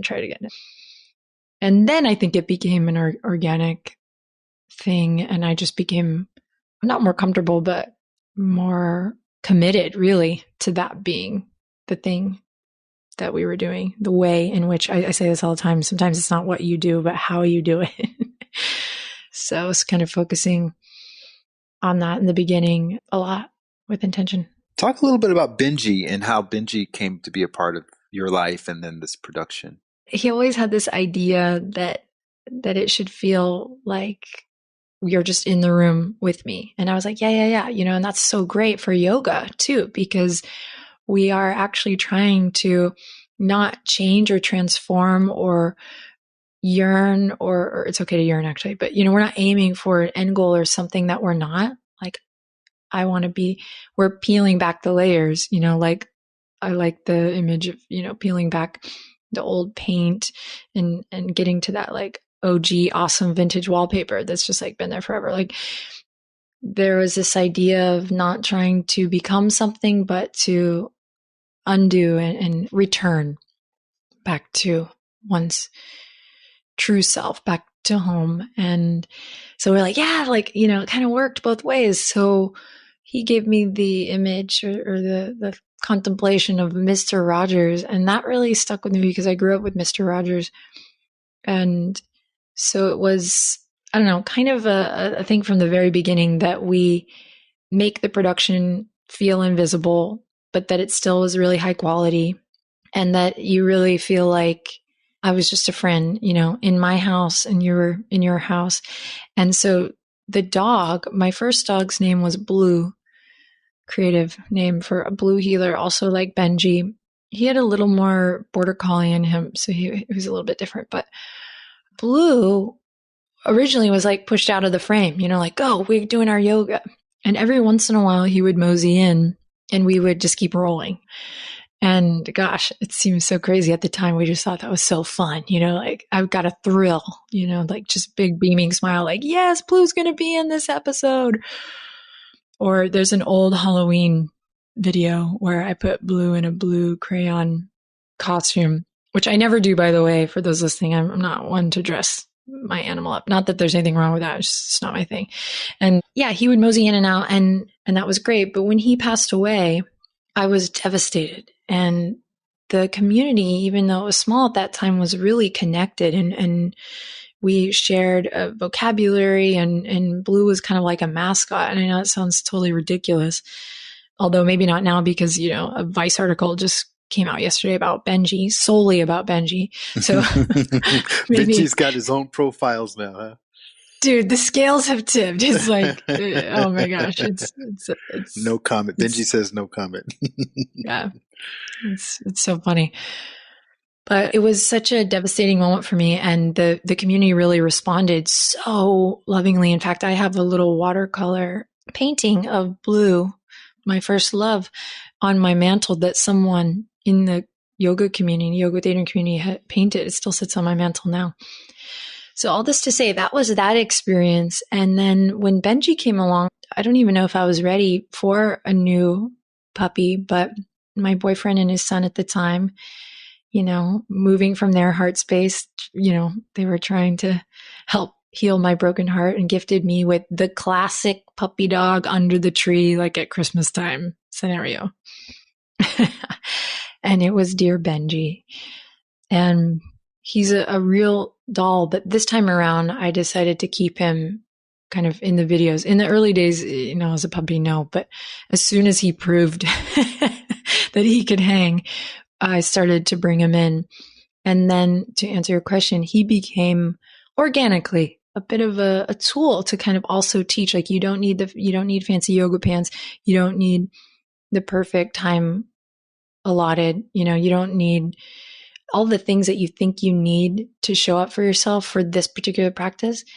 You don't need. And all that with just the dog being in the room, it seems crazy, but I know now from the feedback for many years now that it does kind of set the tone in a different way.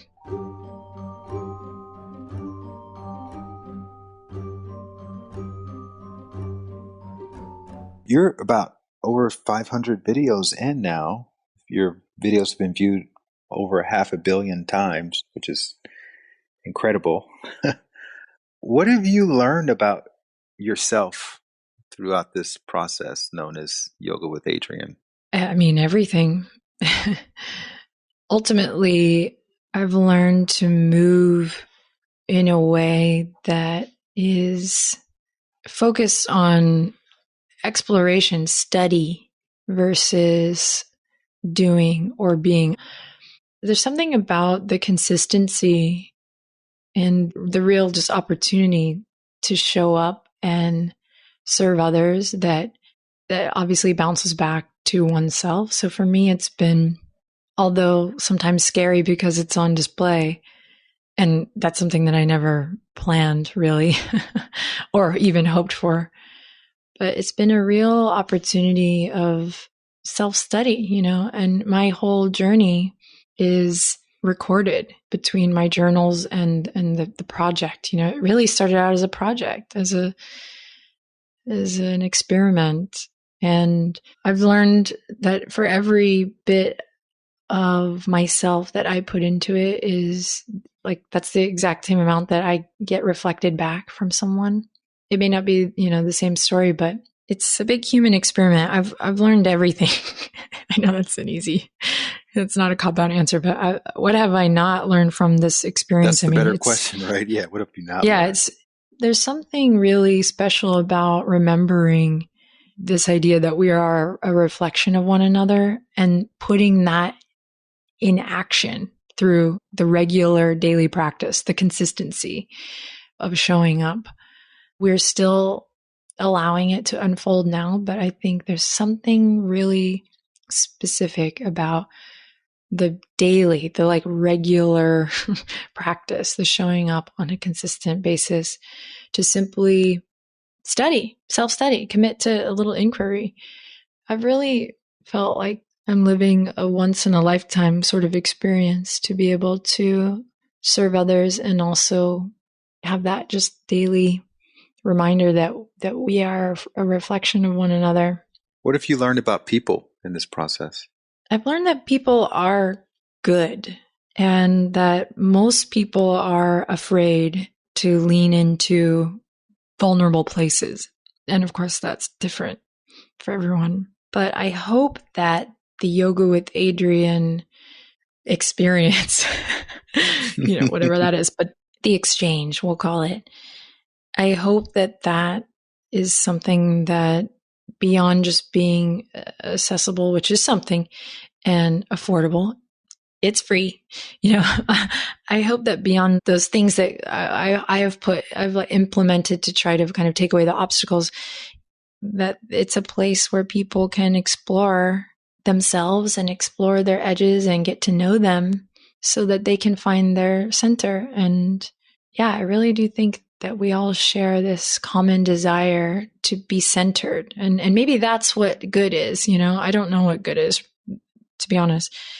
But my life is definitely better for having had the experience and now, the continued experience to talk to people and to practice daily being an active listener, and this is not just responding to emails, this is participating in the exchange. In fact, I thought this a lot in the early days, and now it's like, oh Lord, how do I keep up? But I'm trying.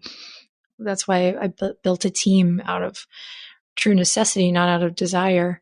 A lot of times when we consider community building, it's not enough to just put the content out. It's not enough to just provide whatever it is you're providing. You have to nurture it beyond that. Like it has to be something that if somebody has a question, you're going to take responsibility, be there for them for the next step, for the next step and the next step. You can't say, please lean into this vulnerable place, let go of that which is not serving you, and then walk away. Right. I had to make some sacrifices big time to be able to make that my number one relationship for many years. And now I'm at a place where I'm made those sacrifices and I'm able to have, a team of people that I respect and trust to help me nurture the follow through so that I can have a life beyond that as well. What's the strangest place you've ever been recognized in public? I called the local vegetarian cafe recently just to see what their menu was like. Cause Right. We're trying to support our local businesses. And the dude was like, I'm sorry. Are you Yoga with Adriene? And I was like, oh man, I need to change my call already. No, it was sweet. Bathrooms are funny. We're in shelter in place right now, and a family was on a bike and a woman said hello to me and Benji. And then they passed me and she turned back and said, I don't know if she said you're keeping us alive, but you're keeping us together or something right now. And I thought that was sweet.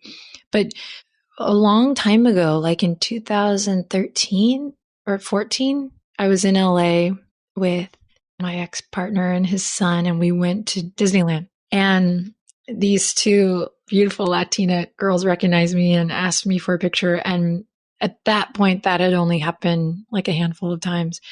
So that was really crazy and mind-blowing. But yeah, no, it's cool. And here's the thing is, I'm human. Obviously, it feels good. It's all, but the truth is, because I'm so close to and connected to my mission, even back then I was laying in my bed thinking about we're contributing to the future of yoga, we could really influence this ancient practice and how it is revered and utilized in future generations to come. That's where my brain is. So when someone says hi to me, when I get off a plane at Heathrow and there's a woman waiting for her daughter, but then she sees me before her daughter and she's like, oh my God, you're with Adriene, and gives me a big hug. It's, sure, I'm flattered, but I'm also going damn, this is so cool because this means that many people are practicing at home. And I think the at-home practice is very different than the group practice, and they're both lovely. But I could go on and on about how I think an at-home practice is ideal for healing and just for overall living in modern day society in a healthy way. But that's a whole other conversation. Young women in their 20s who came to you and said, hey, I want to do something like what you're doing. What advice do you have for me? Whether it's with meditation channel or a yoga channel or a cooking channel or anything else, what would you tell them? I would tell them to focus on their why. Get really clear without any judgment. It can start at the top of the page. Get really clear on the why and to be open to your why evolving and transforming. You can change your mind, basically, is what I would remind them, but get really clear, because I think that is extremely important, especially now in modern day where a lot of young people and all kinds of people, I mean, look at us too, like we want to devote ourselves to our why, which might be devoting to being of service to others, or simply helping others find their meaningful contribution to society, or helping others heal from trauma, like whatever it is, but to get really clear, because then when the business isn't going well, or when you're in that process of building something, you have something really concrete to spin around, or to ground in, because it can be really discouraging. And honestly, I'm just realizing this is advice that was given to me as a young actor from someone that I really respect. And holy moly, I'm just having a light bulb moment of connecting these two myself of, she looked me dead set. And I know that this person thought I was talented and respected me as a hard worker, had seen my ethic. And I even think she saw my heart, as a kind-hearted person, someone that would bring something to rehearsal to share with everyone or whatever. But she straight up told me, she was like, look, the thing is, find something else besides this. And I had already been teaching yoga and everything, but the advice was very clear. And it was like, find something that you really care about, that has like a clear why, like like something that really interests you. She wasn't even speaking, in terms of being of service to others, but find something that's really meaningful to you, so that on the days where you go and you drive in your clunker junker to an audition and you're completely soaked with sweat before you even get into the room and it goes horribly and you feel looked down upon, it's just like this demeaning experience, then you can walk out and go back to the other thing for a bit and nurture something that feels meaningful. So especially to young yoga teachers, I think it's important to be clear on your why. And then also to let whatever it is you're sharing be a reflection of your experience, not something that was taught to you. Like my mentor, who I've mentioned several times, J.Ed, we used to have a consideration for rehearsal, which was like, you do all your homework, you do all your dramaturgy, and we did full on table work, we do that for like a week, or depending on, the scenario. You put all that information, you do all your research, and then you throw it away, toss it away, and just know that all lives inside you. I'm not there to prove my knowledge. I'm here to lovingly coerce an honest and true experience, and same thing as an actor. Like if you're trying to recreate last night's performance, it's going to suck. You have to be really present with the energy in the room. I like to end these interviews by just offering up a little reflection of my own from hearing your story, starting with childhood. And it seems to me that you kind of started off the way you ended up with where you are right now. With you're kind of known for breaking the fourth wall through your work with Yoga with Adriene. And as a child in that theater, that's exactly what you were doing. As you were sitting there in the aisle playing and your mom was the professor, you were essentially breaking the fourth wall. And with the model theater in the round and playing with that, it's like there were almost no boundaries for what was possible And I feel like you did that with yoga. You brought yoga into living rooms away from this sort of, it was going into this very elitist direction, and you made it available for a lot of people. So you took down those walls, and you took down the most important wall, which was the fourth wall, and made people feel like there was a part of something bigger than just themselves in the communal sense. And so I just want to acknowledge you for that and for your courage and your commitment. It's not easy to do something every week and dedicate that much time and energy and trust into that process. But like you said, as you know, from your training, you learned to not be outcome oriented, but to be process oriented. So it seems like your whole life had been preparing you for this. And I don't know if, you know, sometimes when we're in it, we can't really see it, but I'm just curious. Does that resonate with you? It does. And you're good. Wow, you're good. Damn, you're good. It does. And I say that, you know, I probably would have shied away from that answer a couple years ago, but right now, especially right now, 2020, I feel like, man, I should be so lucky to have something to share, you know, even if it's just a peace practice for the day, you know? Yeah, I feel very lucky to be in the position that I'm in. And I didn't mention this before, but I had vocal surgery twice throughout the course of Yoga with Adriene, completely losing my voice. And I knew after that first time that I lost my voice and had to actually borrow money from Hyla Cooking business because we hadn't made any money yet to even get the first surgery. I knew that my angels were trying to tell me something. I didn't know what it was, and I didn't listen. So then a year later, I basically had the same surgery on the same vocal cord. And I was like, oh no, what's going to happen? I'm going to lose my voice. And I've been thinking about the voice a lot lately and how I feel that we all have a responsibility, but we also have, you know, we should be so lucky that I'm so lucky to even have my voice. So what am I going to do with it? Exactly what you're doing with it, using it for good. Thank you very much for talking to me. Wow, thank you. It really is an honor and a pleasure. And I hope I get the honor and pleasure of doing a role reversal soon. And Yeah, absolutely. Thoughtfully prompting you. Thank you. If you like that video, you're going to love the next one. Click this thumbnail right here, and I'll see you over there.